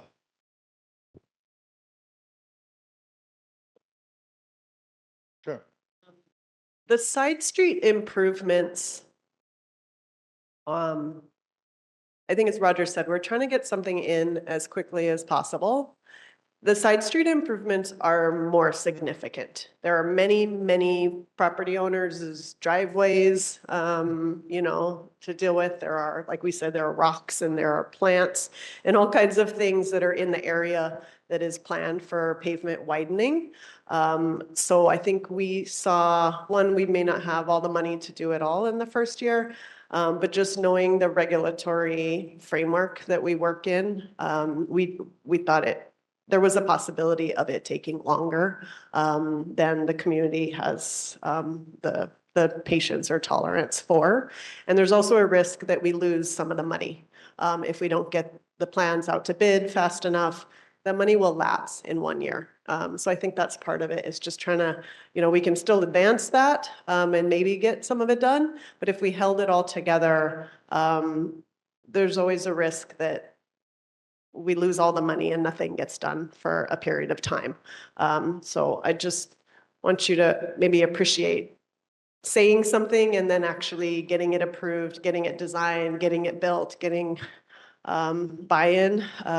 It does take a lot of time and there's a lot of risk. No, I understand. It was just that this was such a hot topic, and we spoke about Lanikai parking in depth for 3 months, three consecutive meetings. Impression that the board was quite split, though, right? I mean, it didn't seem like there was a huge consensus one way or the other. So we also heard that. That's fair. That's fair, but there was a vote. Okay. Jennifer Barra. Hi, I just wanted to know what the public outreach will be for this once the signs go up, and if that's going to include the visitor industry. Yeah, we will do a public outreach for sure. Not sure what form it'll be, whether it'll be leaflets or signs along the area or web pages. We'll likely do all three. Bruce Andrews. Yeah, thanks, Chair. Hey, aloha, Roger. Appreciate you being in the hot seat tonight. And I know it's a complex situation, difficult decisions got to be made, and there's probably no right answer, right? So a compromise, the definition of a compromise, usually no one's happy, and this is definitely fitting that bill, right? So, I will say, as I'm listening to you all talk, I'm losing confidence that we're going to get to the phases where we start doing the side streets anytime soon, right? Can you give us an estimate of when you think you're going to get that funding, and we'll get after that? Because the board motion that we talked about in December was squarely based on that. Like, it was, hey, do it all at once, or put the signs up, and then wait till we get the other funding to do the side streets. Right now, it sounds like it was kind of split, right? But there was a lot of strong testimony on both sides, right? And the board voted to do it all at once, right? And while Plan C is coming up, and it sounds like a decent compromise, I don't have any confidence, especially from what I just heard, that that side street improvement is going to happen anytime soon. So it's going to be a pretty contentious issue. And I know you said you guys are going to monitor it pretty carefully here in the near term. But what are we talking about here? How when do you think we're gonna start on those phases to get the side streets going? Because I agree. I think we need to add more parking to it. No one's gonna disagree that safety is number one, right? So I see why you're going with Plan C here. But you know, part of that messaging is, hey, when are we gonna start with the other phases? And we all live in Hawaii. We all know how long things take around here. So I want to get you on the record here. Over. Sure. So, as Renee sort of alluded to too, projects like this are not as easy as they might seem. We do have to go through a regulatory process to go through the state, probably go through SHPD. And we do need to design the improvements. There'll be a period of consultation with property owners that are going to be impacted, even though we own the property. We just don't go in and bulldoze our way through that. So the reality is those things take a length of time. What I envision is that we will have a consultant that will help us on this process, and we'll do that this year. We'll see how far we can get, but at the same time, we will be monitoring the, the street to make sure to see if this does provide improvement. And that's where we are. I'm committed to the council member that we're not going to abandon the full project. Other questions or comments?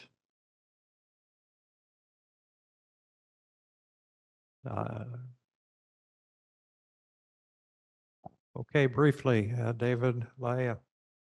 Yeah, I just want to go back to the issue of safety. We certainly believe that safety is the paramount concern. We do have a committee, public safety committee. I happen to be the chair. I'd like to invite any one of the Lanikai residents or anyone from the Department of Transportation to come to our committee and talk about the safety issues, because I definitely believe they are absolutely paramount issues. So we have yet to have somebody come to our committee and talk about safety issues. So I just wanted to extend the invitation to folks to do that. Well, I would clarify that that this entire topic has been the domain of the Transportation and Public Works Committee, and I think that's where it belongs. So we're going to put our whole focus on transportation and public works. Thank you. All right. Any questions online? Okay. Well, mahalo for your 10-minute presentation, Roger. Thank you very much. Okay, next on the agenda are resident and community concerns. This is an important part of the meeting for any topic of concern. Yes, sir. Aloha, guys. I'm not going to talk about parking, at least not yet. So not really a concern. I just like to quickly introduce myself. My name is Bobby Silva. I grew up in Kailua. I paddled for Lanikai Canoe Club. My kids go to Kailua Elementary. My father's a retired major who I get the privilege of helping him through his golden years. But I'd like to announce that I am running for State Senate, District 25. And I'll be on the ballot this year. So I just wanted to say aloha and hello. Aloha. Are there any other candidates who wish to introduce themselves tonight? Okay, I need to provide that equal opportunity. Go ahead, sir. My name's John Medlock. I'm one of those crazy people who wave signs at the Triangle every Wednesday afternoon from 4:30 to 5:30. And one thing I've noticed, while DTS is around, when you're coming from Kalaheo on Kualei and you make the left turn and onto Kailua Road, where Oniava stops and Kailua Road takes up, there's a semicircular line because there's two lanes turning left. And that line is all but gone because everybody crosses that line.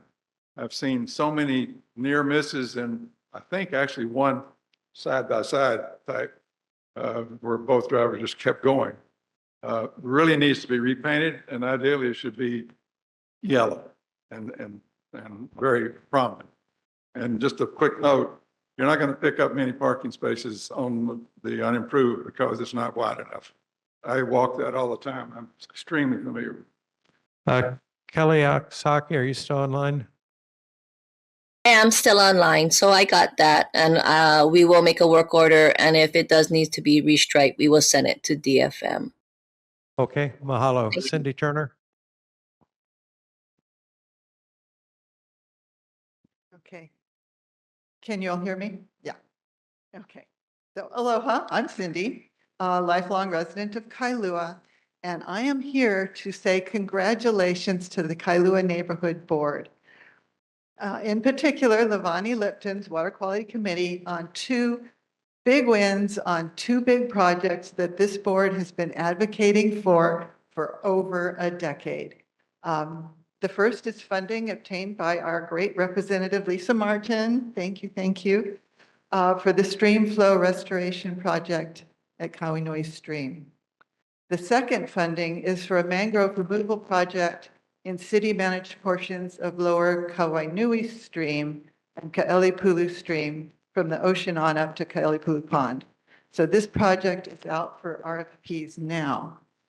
And a huge mahalo to our council member, Esther Kia'aina. Oh, where is she? Is she here? Oh, there you are. Thank you, Esther, for all of the hard work you've done and the support for so many of our water quality projects in Kailua. We really appreciate your work. And when these 2 projects are implemented, they'll have a huge positive impact for water quality in Kailua. So thank you all for all your continuing efforts. And one last comment. I do have a question about the mangrove RFP. We did get a look at it, and there's substantial funding. We should be able to remove all the mangrove up to Hamakua Bridge. But it looks like the specs have it stopping and not including the dog park area where some really huge mangrove is. And I don't know if we can do anything about it to make sure that that's part of the project. Okay, Esther, could your staff take a look at that, please? Okay, mahalo. But yeah, thank you again. The board is fantastic. We really appreciate all the work and how effective you all are. Well, mahalo, and mahalo for all your efforts, Cindy, and the community, especially in water quality. Thank you. Malia Espinda. Hi, good evening. I noticed that Kelly is online. So if we could get an update, I'm getting a lot of questions about, I am getting questions now about Triangle Park. And then how I understand that there's about 100K for the park. If that is going to be applied and how with regards to the sod, the weeds, the trees, the fence. And then that's part 1.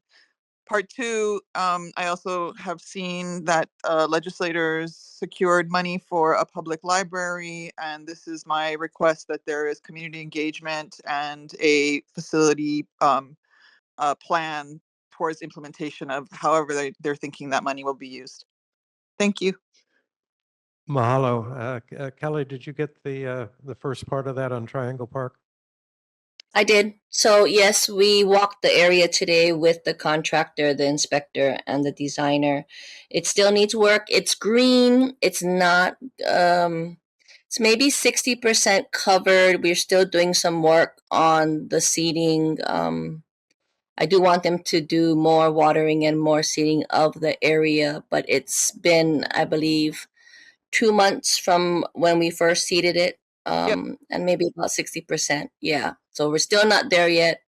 They know they still have work to do. I told them this probably got to drop more seeds and more water because I wouldn't accept it if it were, 6 months. But it's not 6 months yet, so they still have time. It's growing, but we've been monitoring and we've been going out quite frequently. So What about that the is sod? And I get one question that's coming is when can the fence come down? The sod and the fence is kind of next on everybody's attention span. So the sod is an option that is available. We are trying to see right now, we have taken the recommendation of the public and the community to put El Toro. And I don't know if the El Toro is taking, I don't know if it's the sand or if it's the just the other grasses out in the area. So we can do sod. That has always been an option.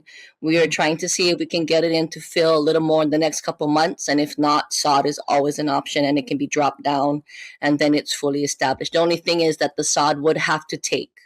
So that's still on the table. It's not off the table. But yeah, we are gonna try and see. On the outside of the fence is Bermuda grass, which seems to grow better in the area. So I'm gonna do a test area in the staging area to see if Bermuda kind of takes better and quicker than the El Toro. All the seeds there now are El Toro based on what the community wanted. So I'm just trying to see if the Bermuda would fill in better.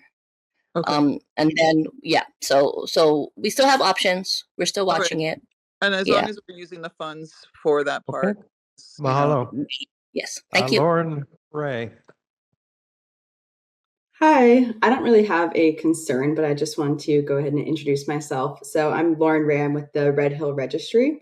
I'm the Enrollment and Survey Administration Manager.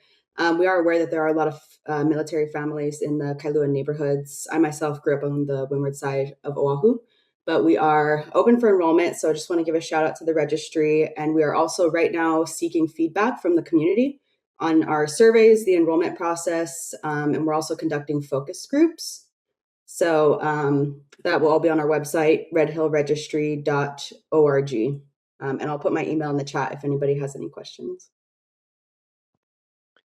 Okay, mahalo. We'll grab the email and include it in the minutes. Any other resident or community concerns this evening? All right, mahalo, everyone. Next item are reports from our mayor and governor's representatives. And I think Jim Ireland is with us tonight, representing Mayor Rick Blangiardi.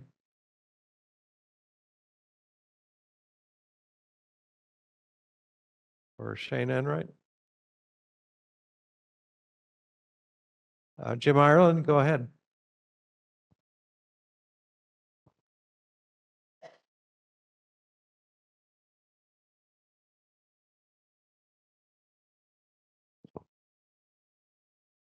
All right, he's online, but not speaking up. So we'll move on. We'll come back to him if he comes up. In the meantime, we'll go on to Governor Josh Green's representative, Aaron Connor Jerome.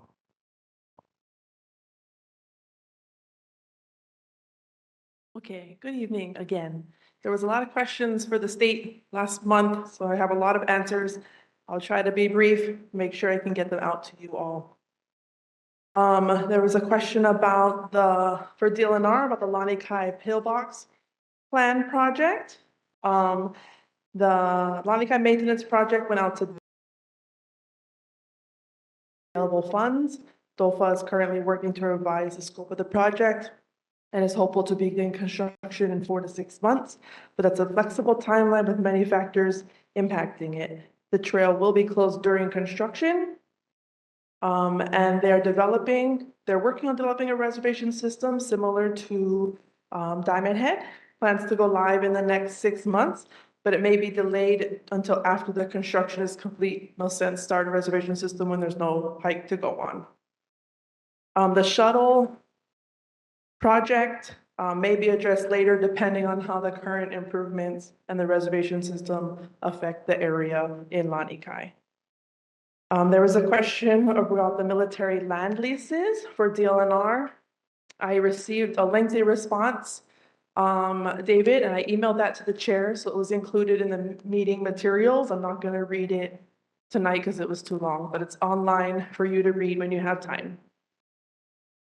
DOT, we've talked about DOT a lot tonight. As you guys all are aware, the new traffic lights are up and running on Kailua Road at Uluoa and Ulumanu Street and Drive. HDOT has received some concerns about the timing of the lights. So they are working with the city, who manages the traffic signals, to continuing to make adjustments to synchronize the lights for the drivers in Kailua. With the installation of the traffic lights, we've also noticed our lovely speed humps have been removed. So they will be working on repaving that section to remove the crosswalks from that area and striping new crosswalks. There was an additional question about the repaving of all of Kailua Road from Kalani Anaole to Hamakua. And DOT had that project planned, but due to the other major construction projects in Kailua affecting the roadways, particularly North Kalaheo Avenue Bridge, HDOT is going to put the repaving on hold until that city project is complete, so as to not cause more problems for Kailua residents. It's expected the city expects to complete the bridge project in October, which means the DOT will take up the repaving at that point. There are utility poles on Kalani Anaole Highway that need to be braced for the resurfacing of Kailua Road. So the poles need to be braced due to the proximity of the resurfacing. HECO is in the process of obtaining permits to do that work. There was a comment, I guess a complaint, about the roads and highways in general. There is phone numbers and emails for both DOT and the city if you have specific issues on highways or roads that you want to share with DOT. Complaint highway oahu@hawaii.gov, very simple. For the city, you can report it on the Honolulu 311 app. Okay, on to noise standards. I think there was a resident that had concerns on Kailua Road by Wana'au. So the Department of Health handles noise complaints. You can call the noise hotline at 586-4700. If the noise is vehicle, traffic, or moped related, those concerns are handled by HPD or HDOT rather than Department of Health. Residents can use the 311 app or contact HPD non-emergency for traffic-related noises. DOH can come out to your property and document vehicular noise concerns and help refer complaints to the appropriate agency. Following that, there was a conversation about the motorcycle noise standards and how they were implemented on moped safety inspections, but not motorcycles. And how do we get the noise standards in place for the motorcycles? So DOT says that changing the noise standards for motorcycle safety inspections can be done through legislation or through administrative rule changes by HDOT.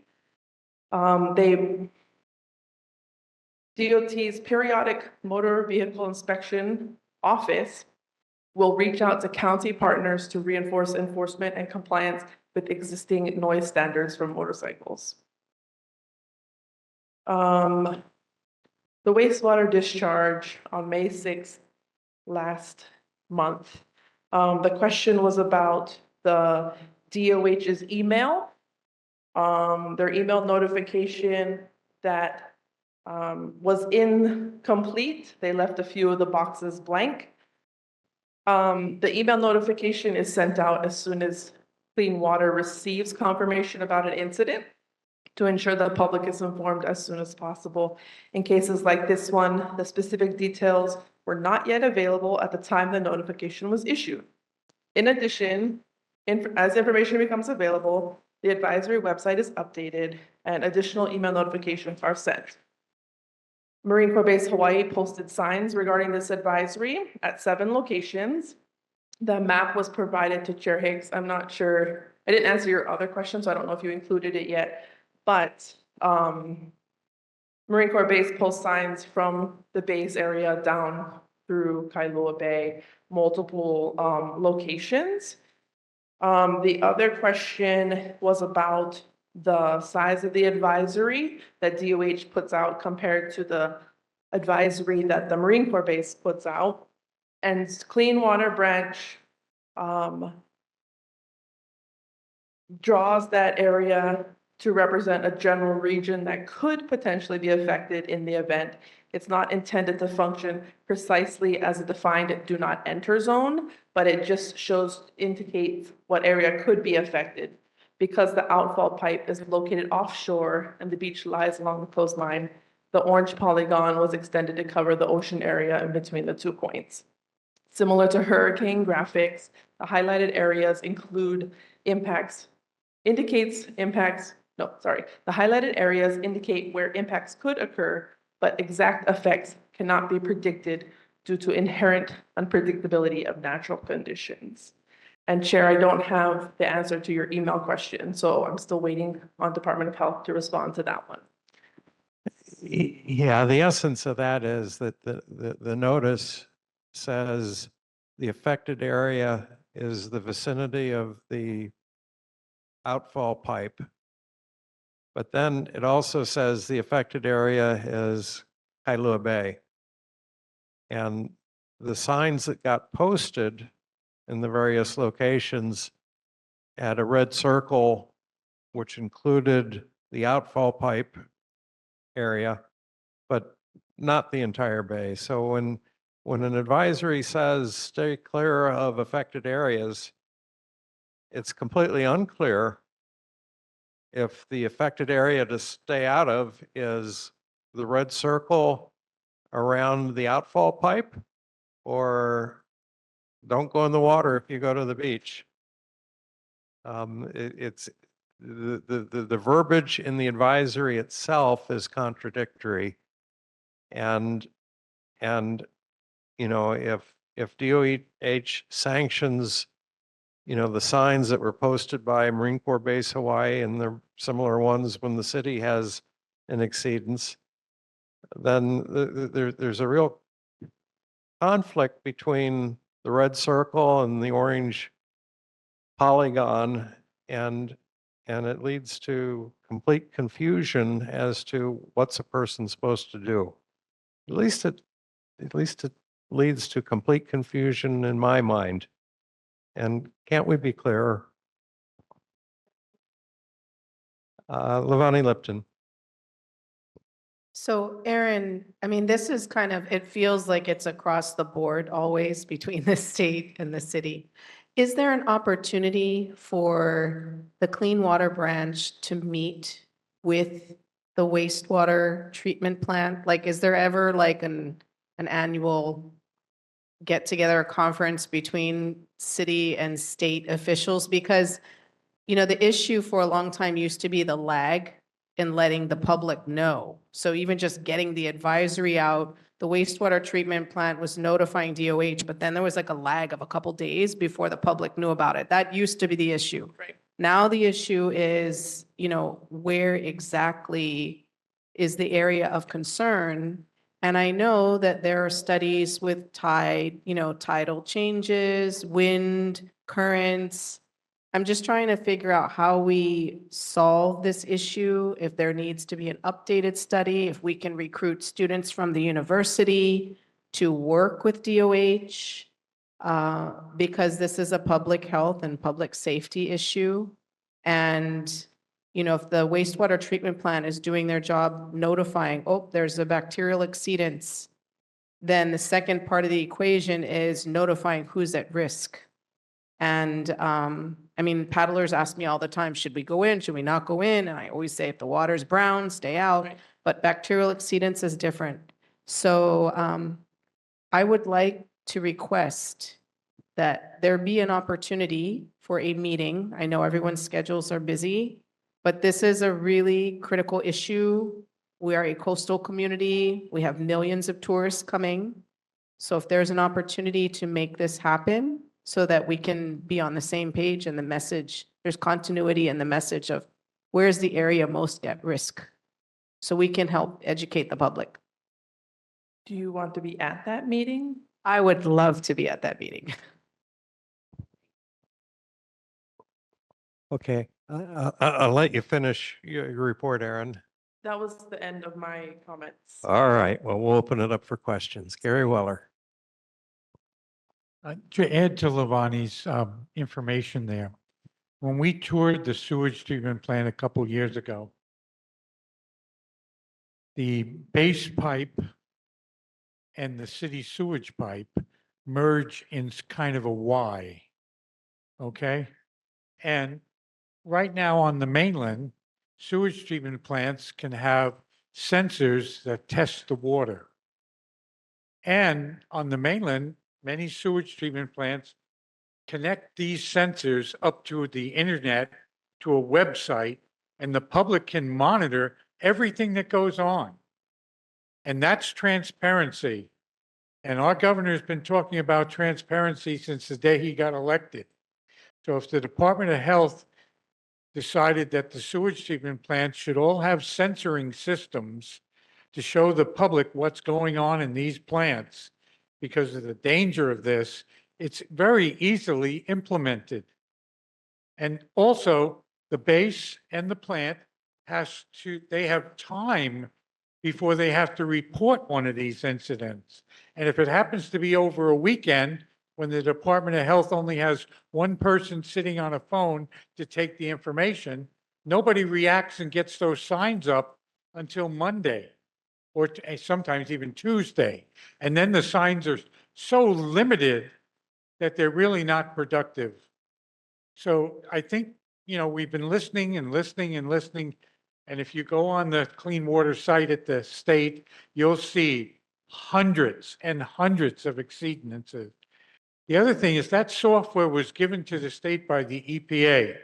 And there's a portion of that software that says documentation. And if you go to that software where the documentation is, there's supposed to be an area right in there. It says it right there.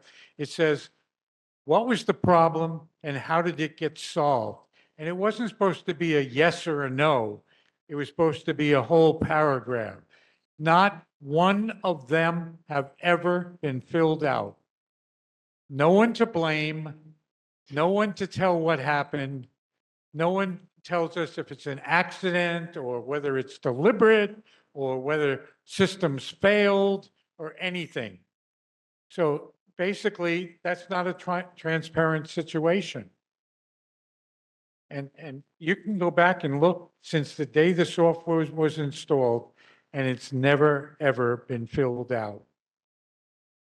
So sometimes blame gets placed in an area that it shouldn't be blamed. Maybe that we call it the Kailua sewage treatment plant exceeded, but maybe they're not getting enough money.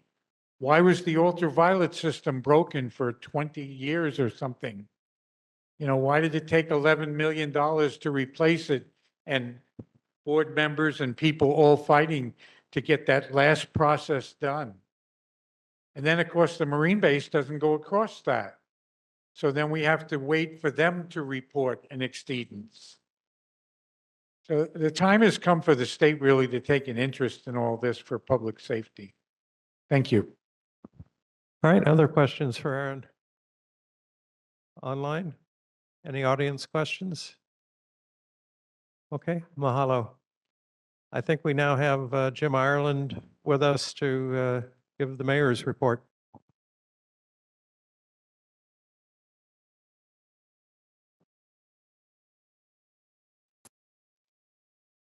All right, there we go. Finally. Sorry about that, everybody. I was having trouble with my mute switch. First of all, regarding Lonnie Kai, the gentleman who talked about the response, and I felt his emotion of being one of the first ones there, and thank him for his good Samaritan actions to try to save those three fellas.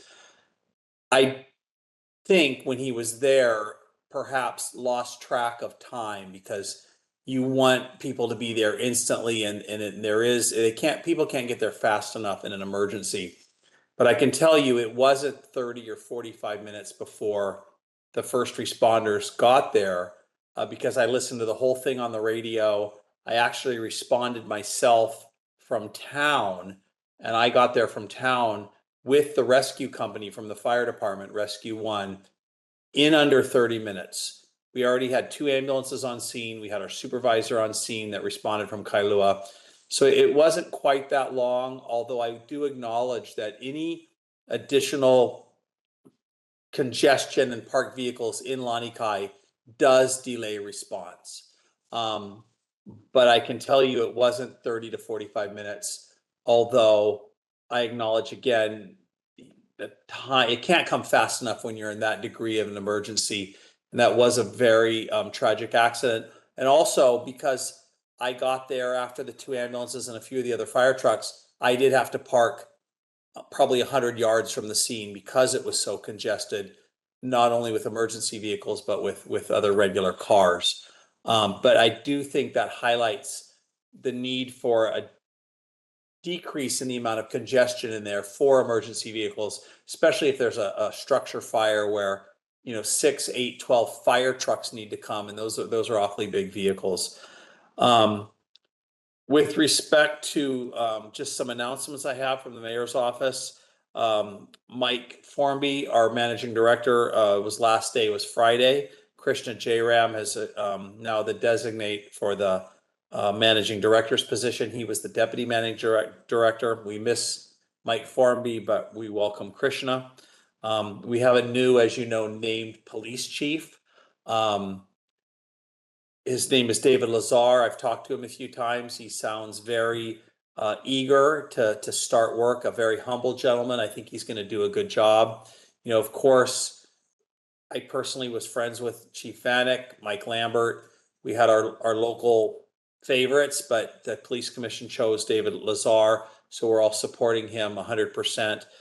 He comes in with a humble attitude and I think a desire to really do a good job. So I'm looking forward to actually meeting him in the next 2 weeks. But he'll be here in 2 weeks. But I've talked to him 2 or 3 times since he's been announced.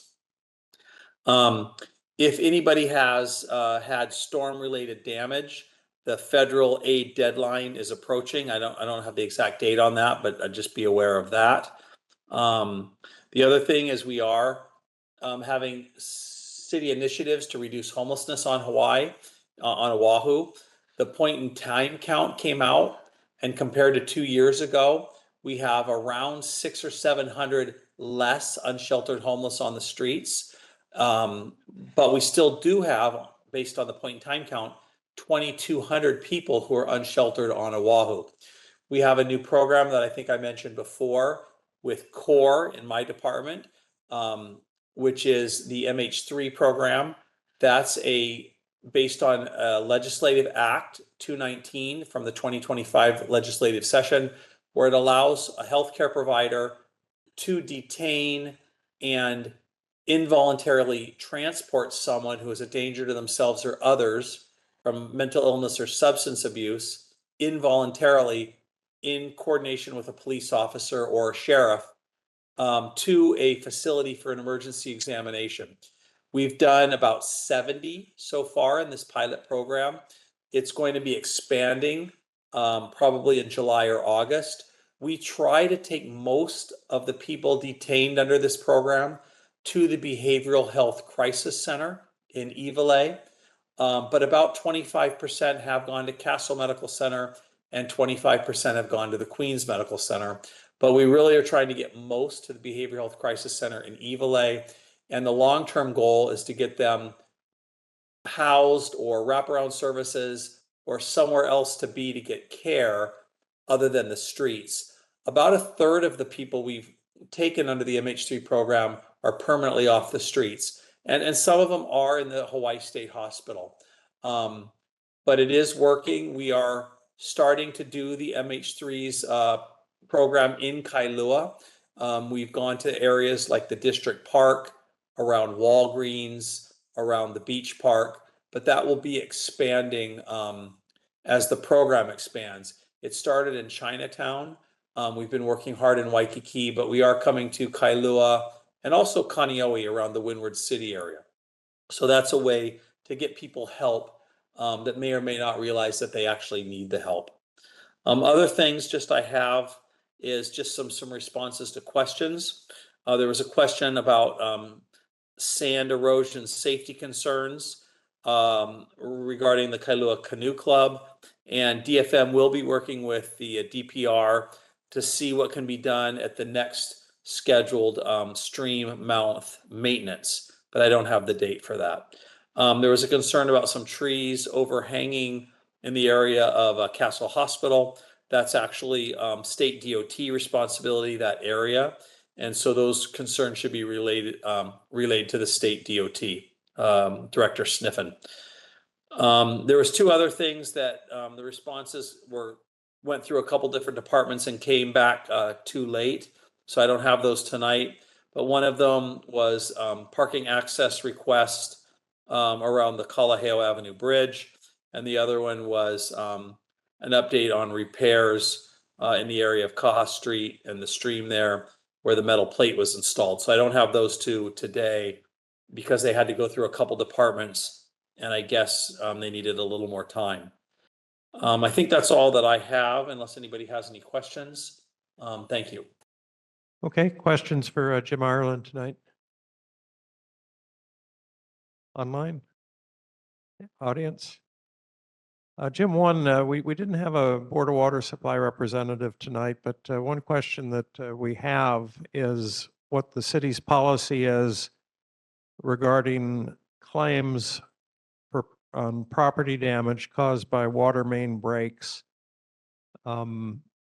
We had received a report that the city's policy seemingly is that the city will deny claims if it's a first-time water main break, which doesn't seem to pass the common sense test. If we could learn next month, what is the city's policy for property damage claims for damage caused by water main breaks? We'd appreciate it.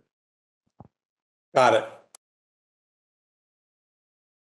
Okay, we'll move on with elected official reports, and we also have two presentations tonight. We lead off with Councilmember Esther Kiaina. Aloha and good evening. First, with regard to North Kalaheo, the bridge project, I just wanted to let you know that, and first of all, I shouldn't have to be apologizing, but I need to apologize for the manner of how the city and the contractor keeps on changing the traffic flow, which you know for the last couple of weeks has been very chaotic.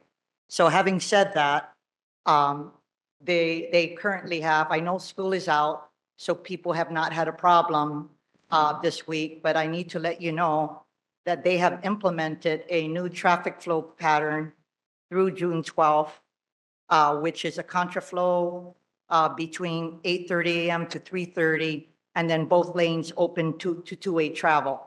I am just assuming that it is because of the work that needs to be done. But I think my concern is that from June 15th to July 31st, they're going to revert back to what they had, which was a contraflow from 7:30 a.m. to 5:30 p.m.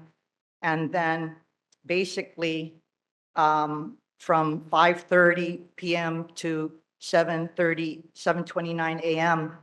This is Tuesdays to Thursdays. It's going to be Kaneohe bound. And just based on my conversations with Honolulu Police Department and my own experience, we just felt that it's just simpler to have Kaneohe bound in the morning and Kailua bound in the afternoons and the evenings. So I just want to let you know that that is what's happening. The project is actually beyond July 31st. It's going through October. The only difference is that the impact on traffic congestion will be less. So you're not going to have the challenges that you're having now. I did ask for them to provide a breakdown and create a website. So Gloria is going to put in the website, I'm sorry, in the chat box, the website, and you can also go to my own page. As many of you know, we just finished the budget yesterday with regard to the operating budget. It did pass by 6-3, including myself who voted for it. It does face a potential veto vote by Mayor Blangiardi. but I do believe we have the votes for a potential override. So I'm hoping that there could be a discussion with regard to the future of the Office of Economic Revitalization, including the 500,000 that's in for the transportation management plan. I'm not going to go over all of the projects, but I think I said it before, but I'll say it again. With regard to infrastructure, Kailua wastewater treatment plant improvements has been ongoing for several years, tens of millions of dollars per year. This year, we have $62.2 million for a multitude of things. I understand that a contractor will be providing you a PowerPoint this evening. I would appreciate a PowerPoint from the contractor and ENV as a matter of courtesy to let me know what's going on, because I care deeply about all of the money that's going there. The UV system, of course, is working. I most recently visited Kaneohe Marine Corps Base, and because they are going through their own upgrades, 300 million that Joe Takuda helped to secure. I told them that with the recent spill that they had into Kaneohe Bay, they might want to look at what happened with the UV system for bacterial exceedance levels and perhaps do something in the interim, because it's parallel. And we have not had a bacterial exceedance level spill in Kailua since they had that plant. I mean, since they had the UV system in place. And then just lastly, Cindy already talked about the mangrove removal. One area of the community that is of great concern is Kaupa Basin. And so thank you guys for your leadership. With regard to potentially discussing acquisition of the private land, since I'm actively involved in the Clean Water Natural Lands Fund, we'll be in discussions. I will let you guys know. But that is probably the appropriate mechanism to be able to secure the funding if in fact we go that route and we have a willing partner. And then thank you, David Laeha and Claudine Tomasa. In your disaster preparedness committee, I went to talk story with them. It is our plan to have a wildfire preparedness town hall. We're targeting August. And just, I know I'm running out of time, but despite, budgetary processes are not easy. So I want to let you know, I could talk about a lot of things, but let me tell you what I'm most proud of. Right now, the Department of Emergency Management only has about 16 people full-time to serve 1 million people. That is completely unacceptable to me. So if we are expecting them to do their primary job, which is disaster preparedness, how do you think they can do their job with regard to pre-disaster preparedness with our communities? So with this budget that passed yesterday, we had 8 approved during the CD1, but I was able to secure an additional 5 positions for the FD1 for a total of 13 new positions, which is nearly doubling their overall staffing. And I just want to thank the community for your patience, because you guys have been on the front lines, but I'm hoping to marry up their capacity to be able to work with the communities. If they don't have capacity, then they're not going to be in a position to be able to work collaboratively. And so I'm hoping when those positions are posted that you help direct people to be able to work for them so that they can help in working with our communities. And that's my my report for this evening. Okay, mahalo. Questions for Esther Kiaina? Online? Audience questions? Lavani Lipton. I do not have a question. I just want to say mahalo for all of the work and the engagement that you do. We appreciate it. We know it's not easy. And we know that you just kind of stick to it and you don't give up. So we appreciate that. Thank you. Well said. Okay, mahalo. Representative Lisa Martin.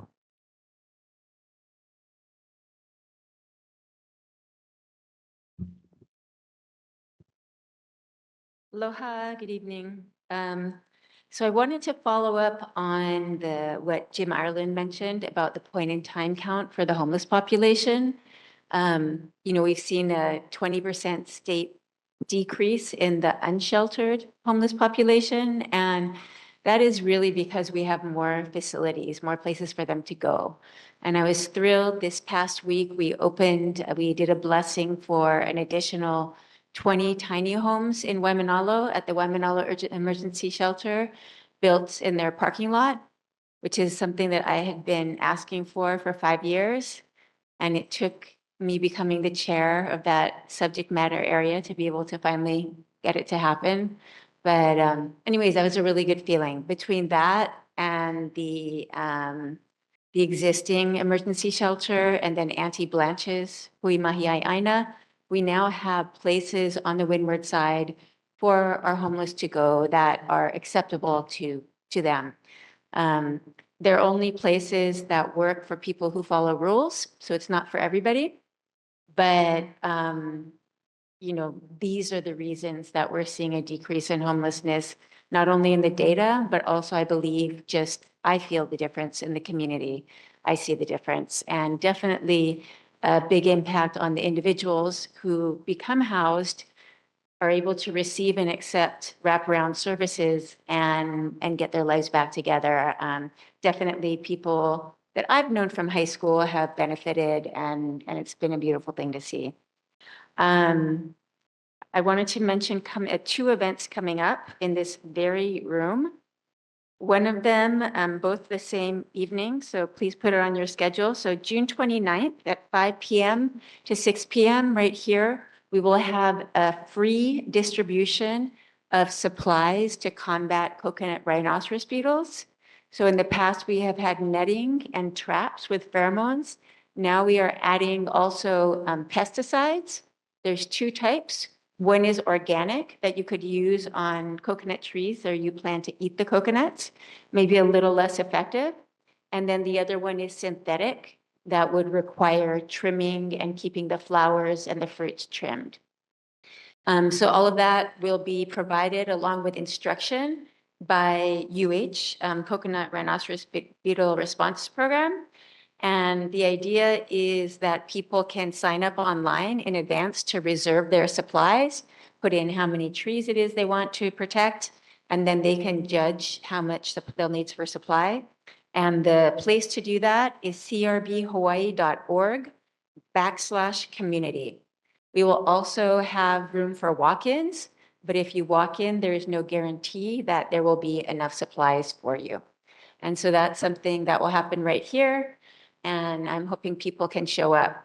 This is funding that I worked on, and the last thing I want is for it to not get used because we do have a lot of CRB in the community. Immediately following that, from 6 p.m. to 7:30 p.m., we will have a legislative town hall with myself and all my colleagues from the state. So Rep. Lee, who's here tonight, Representative Mariyoshi, Senator Keokolole, and Senator Lee. At the end of these meetings is really no time to get into the 200 and something bills that we passed this session. So having an informal talk story where the audience can direct us to discuss the bills that they're interested in or the areas that they're interested in, that's the opportunity to do it. So again, that's on the 29th right here, and hope to see all interested community members. And with that, I'm free for any questions. All right, mahalo. Questions for Lisa Martin tonight? Online? Audience questions? Well, we appreciate your hard work and a long legislative session. Representative Mike Lee.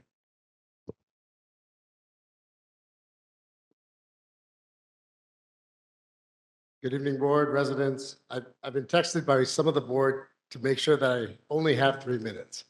But yeah, no, I just want to start off by saying mahalo to the board. I think one of the best parts about the way this community not only reacts and responds, but comes together is what we've been seeing in Olomana. And regardless of where you land on the light or the history there was a swift response, communities getting involved now. And I think this is a great example of what makes the way this community works together with the community and the government really special. I'm on the labor committee. We've already set up all of our meetings for the summer. It's kind of dry stuff, but we've been working on modernization. We got to go to the unemployment office. We got them a lot of money over the last few years. There used to be stacks of paper this high, like a 1970s movie in offices. It is all streamlined. It's all on a data platform. It's going to be more accessible for the public. And they're the first of a lot of different departments that are getting this modernization. So we're really happy that with that money, they've been able to start to install it successfully in an efficient way. Paid family leave is a big one that's going to be coming up next year. You know, a lot of us want paid family leave, and it's really a way of looking at how much money, how much more employees will be needed to implement a system for how many people who are going to accept and want to be a part of that system. So that's something that we're having a continued dialogue on. And then retention for for government positions. We're trying to remain competitive. But in the community, there was a change of command over at the military base, at the Marine Corps base. Said goodbye to Colonel Bevins. Colonel DeTrinis is going to be there now. We're setting up a meeting. We want to make sure that he continues Colonel Bevins' understanding of what community means to the military, and that they are really a conduit for the community to have a voice, and that they are here as a guest. So we're really trying to set that up. And then following up on a couple of things, I know I haven't been around at session, been here for session. We are setting up a visit to the Women's Correctional Facility. We're looking for June, but the person who's setting up is going to have a baby. So we're looking at maybe early August. We're going to be inviting, of course, the Windward legislators as well. And then I asked if we could maybe invite some of the board members as well. So I know that was something, Gary, you had brought up, I think, in December or January, and just wanted to follow up and make sure that that's happening. Representative Martin, you got some of the key dates. Something that's going to be going on at Castle High School on 6/20 from 8 to 12. There's going to be a large e-waste and gently used electronic items drop-off and not donations, but drop-off. It's a pretty big event, and people come pretty much all 4 hours. So, we'll put that on social media. We'll send the information to the board, and you can let that, let your communities know. And then last one, we're really, really looking forward to the 4th of July. So we'll see you all at the parade. All right, mahalo. Questions for Representative Lee tonight? Online? Any audience questions? Thank you so much. Senator Chris Lee. Senator Jarrett Keohokalole.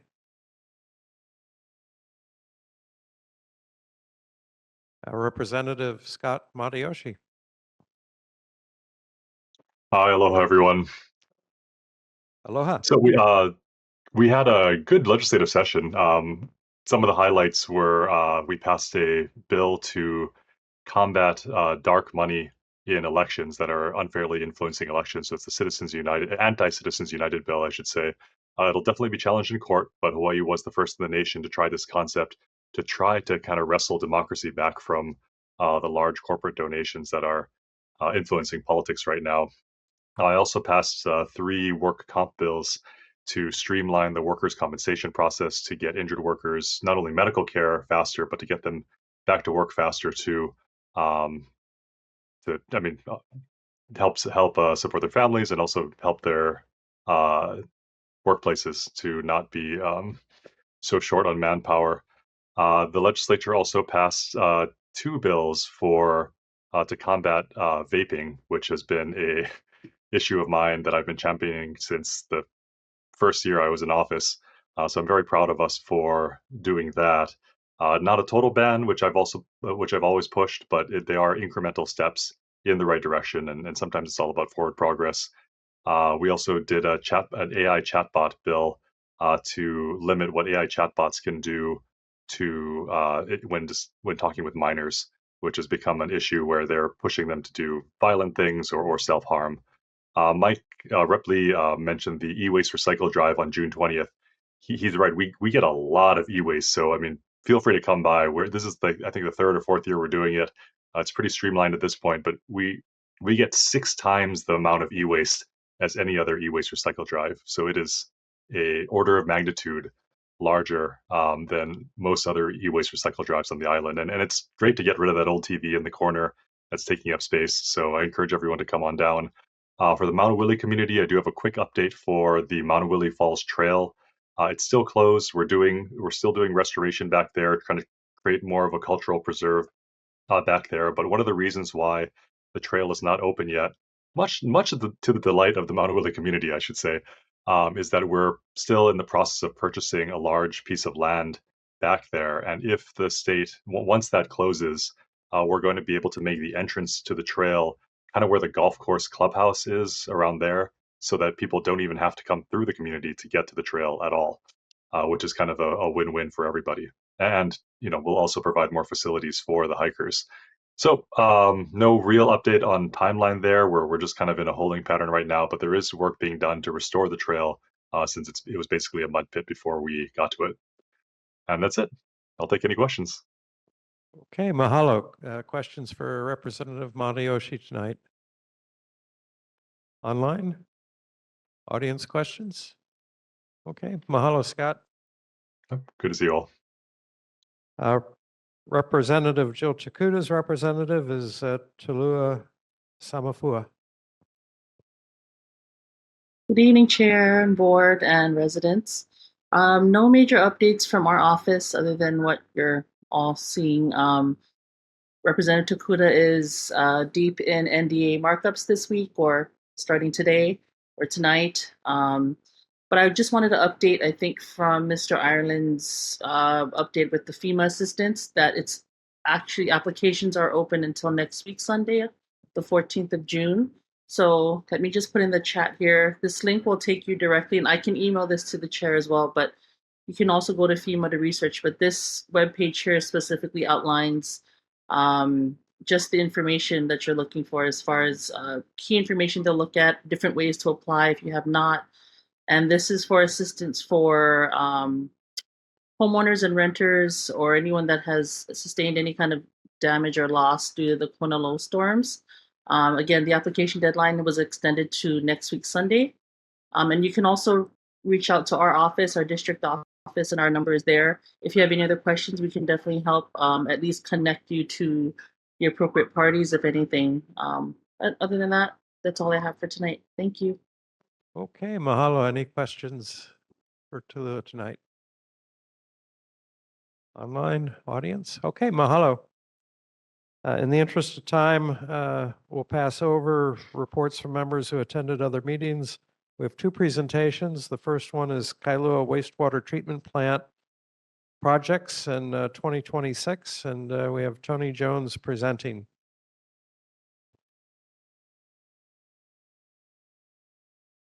All right. Good evening, everyone. My name is Derek Cabalong, and I'm a city engineer overseeing the construction management of two construction projects starting up at the Kailua Regional Wastewater Treatment Plant. Assisting the city with the construction management will be Bowers and Kubota Construction Management Team. And here I'll introduce Tony to go over the project details. Okay, I know we're running a little bit short on time, so I'll try and keep it quick. There's some handouts up here, and I believe you're posting some of those handouts on the site. So I'll just go over some of the details of what we've been doing. I moved here in 2013 to Kailua, and in 2015, I started working on the Kailua Regional Wastewater Treatment Plant. So ever since then, I've been dealing with what you guys have been flushing down the toilet.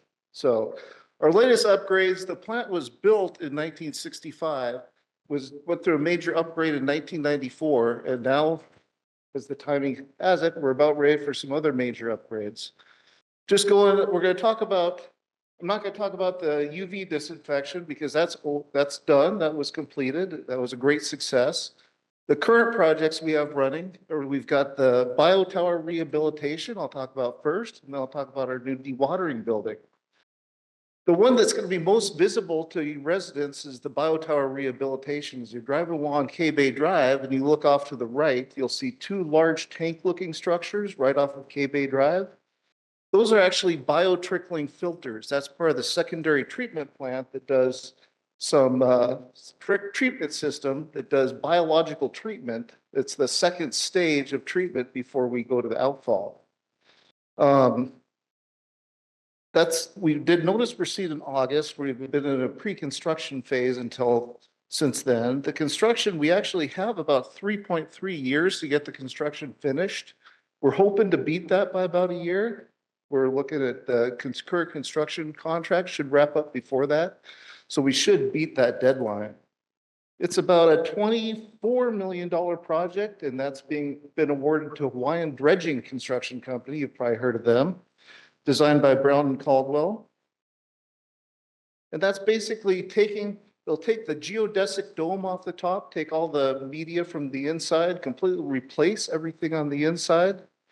And we'll talk about some of the potential impacts from that. But it's about time for an upgrade for that. There's some other ancillary work with the wet well, the biotower pump station that gets all the secondary water up to the top of it. And again, we're hoping to be done in about 2.5 years, although we have about 3.5 years as our deadline. The other big project that's probably not going to be as visible from the road is what we do with the solids product. So the whole goal of this is to get all those solids out of the sewage before we send it out to the ocean. And that solids product, we turn into a very delicious sounding thing called cake. It's a sludge cake. And that sludge cake is then transported out to currently H-Power. It's sent to H-Power. We don't really gain any power from it when that gets burnt, but at least we're not sending it to the landfill, or at least that's the goal. In the future, we'll actually be turning that into a reusable product for a Class A biosolids that can be used for fertilizer. That's a little bit more complex project. It's about 3 years in duration, and it's about $68 million. That's designed by Community Planning and Engineering. We've got Derek here from them. And you may have heard of NAN Inc. They're the construction contractor. As I mentioned, it's like $68 million. You're not going to see much at first, but eventually you'll see this will probably be one of the tallest structures out on site. It's about 3 stories high. It'll be a little bit further back on the site. But that's where we're going to take all that solids product, remove as much water as possible to make it easily transportable. Let me see if I missed anything important about that. There'll also be a little bit of renovation to the digester system, replacement of some of the pumps out there. Again, there hasn't seen a major renovation for about 30 years, so we're about time for that.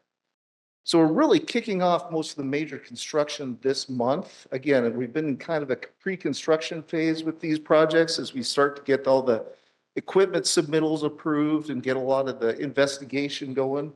But you'll see a lot of work happening there. And then the plan is to do quite a bit of other upgrades in the next few years that are currently in planning and design stages.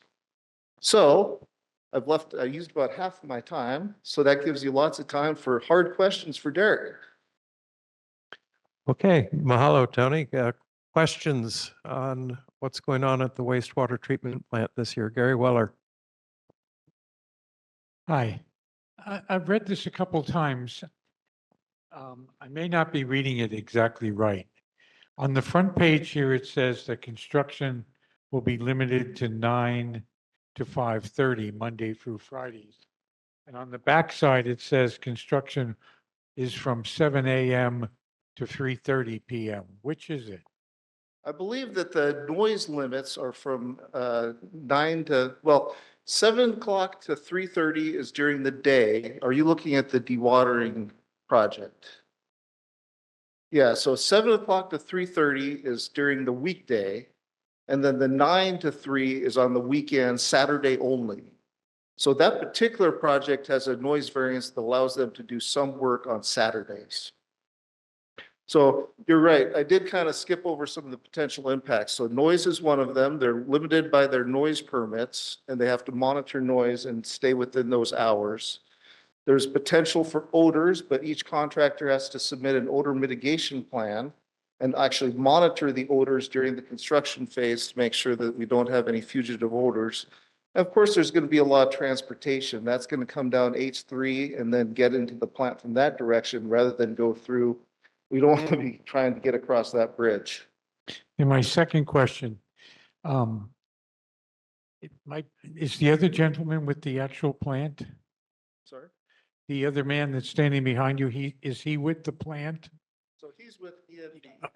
I'm with DNV, but I'm more with the construction management team for the city. Okay. Will all the work finally be attached to the generating plant?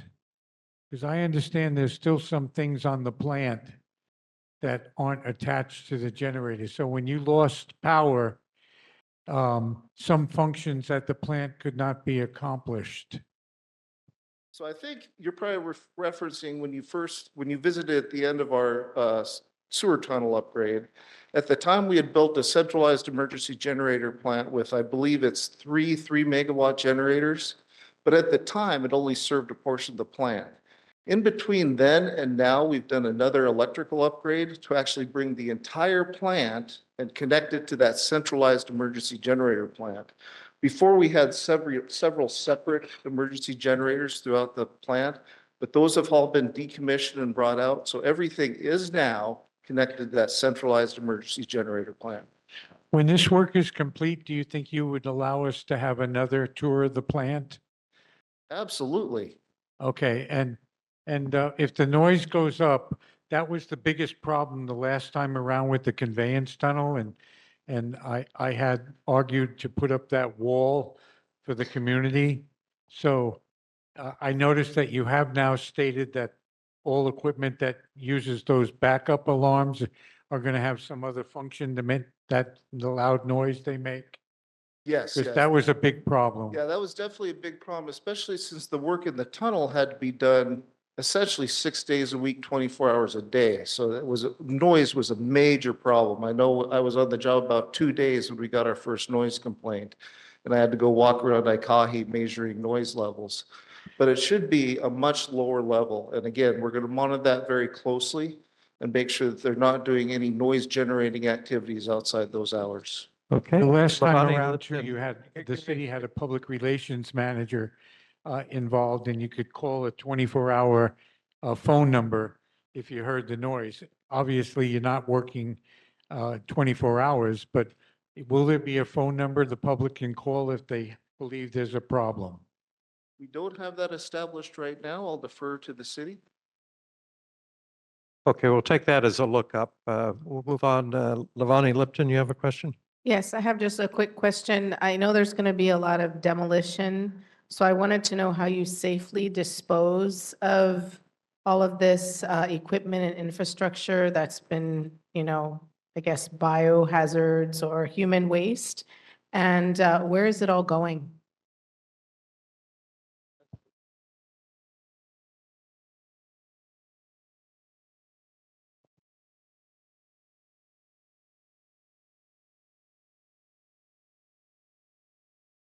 Really after it's demolished, that's up to the contractor. Now, certainly everything that gets disposed of has to be tested to make sure that there's not a biological hazard. And we actually did just do when we tore down the old biotowers over at Honouliuli, we had that same issue. So everything had to be thoroughly flushed, thoroughly sanitized before it was disposed of.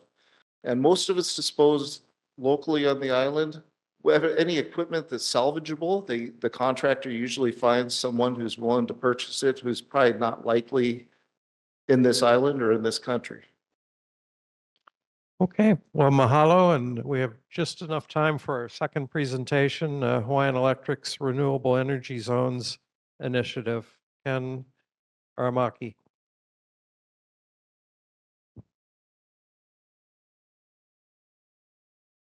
Hi, good evening. Ken Aramaki, I'm the Director of Integrated Grid Planning at Hawaiian Electric. So my area looks at the long-term plans and develops the resources or develops the plans that for the resources that are needed on the system. So today I'm here to talk about renewable energy zones. And there's slides, I guess, behind you folks. Next slide, please. So renewable energy zones are for these all go towards our state's goals of meeting 100% renewable energy. And we also, we got two kind of orders and guidances last year, which was the governor's executive order and the PUC ordered us to also designate two large renewable energy zones by June 2026. So that's this month. So right now we're trying to work through this process, and what this doesn't mean that we're finding an area that's exactly going to be developed into renewable energy, but just that there's going to be areas that are targeted for this initial work that we're going to do. So there's going to be a lot more outreach if or when these areas are planned for development. Next slide, please. So renewable energy zones, we did some study work a while ago, and we worked with like Department of Energy, National Lab, and looked at different types of lands across Oahu to see where there's kind of suitable lands for potential development of renewable energy. And we basically looked across the entire island, and we were trying to find areas that kind of had a concentration of land that had this availability so that we can better plan the system so that we can accommodate those resources into the system. Next slide, please. So in designating or getting to this designation of which renewable energy zones to look at, we looked at a bunch of kind of metrics or factors on top of where there's availability. So generation potential, where is there like the best places to put renewable projects for the dollar that is spent on it, what the costs are going to be. Also kind of looking at what the transmission maintenance cost is going to be. So if transmission traverses mountainous areas, that's going to increase the maintenance costs of these projects. Also, we take into account known developer interests. So where developers have interest in putting these projects, just so you know, like Hawaiian Electric, when we add new kind of resources or like, solar plants or even regular generation, we put that out to a market and developers bid into that process. So we don't control all of that. There's also state land opportunities. So there's a lot of state land. We were actually directed by the governor to work with the state agencies to identify lands for opportunity. And then just kind of skimming through this. So the other one is equity. We wanted to make sure that the areas that have a concentration of projects already there, that we kind of, as much as possible, try to spread it across the island so that it also helps with like the resilience of the system by putting projects in different parts of the island. Okay, next slide, please. So again, renewable energy zones is finding areas that have the ability to host new projects, and we want to ultimately find these large areas or co-located areas so that when we put the transmission in to get to these areas, it's not like a spaghetti of lines going everywhere, but more of a targeted approach to what we call these zones, so that we can better plan the system. So it's more basically less costly, more efficient, less impact to communities. Next slide. And I think it's the last slide. Yeah, so we want to get community feedback. Unfortunately, we tried to get this, I think, 2 months ago, and we did an open house, and we did press releases to provide this information to the community.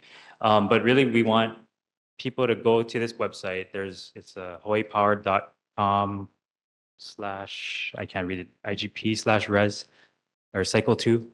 And on this website, you can zoom in and you can put a pin if there's like a good opportunity or an area that has issues or barriers for renewable energy, and you can add a comment in there as well. And so we take all that into account into our finalization of these renewable energy zone designations.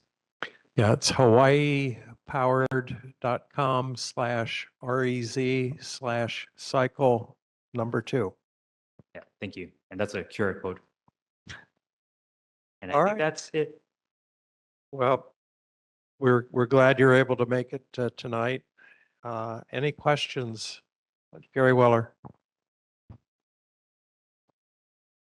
I learned today that we're now paying 50 cents a kilowatt for businesses and 45 cents a kilowatt for residential. I might have that backwards, but it doesn't matter. I'm sure that Hawaiian Electric in their wonderful planning department knows exactly what it's going to cost us to initiate this climate stuff and what we're going to pay per kilowatt by that deadline date that you put up there. What was that again?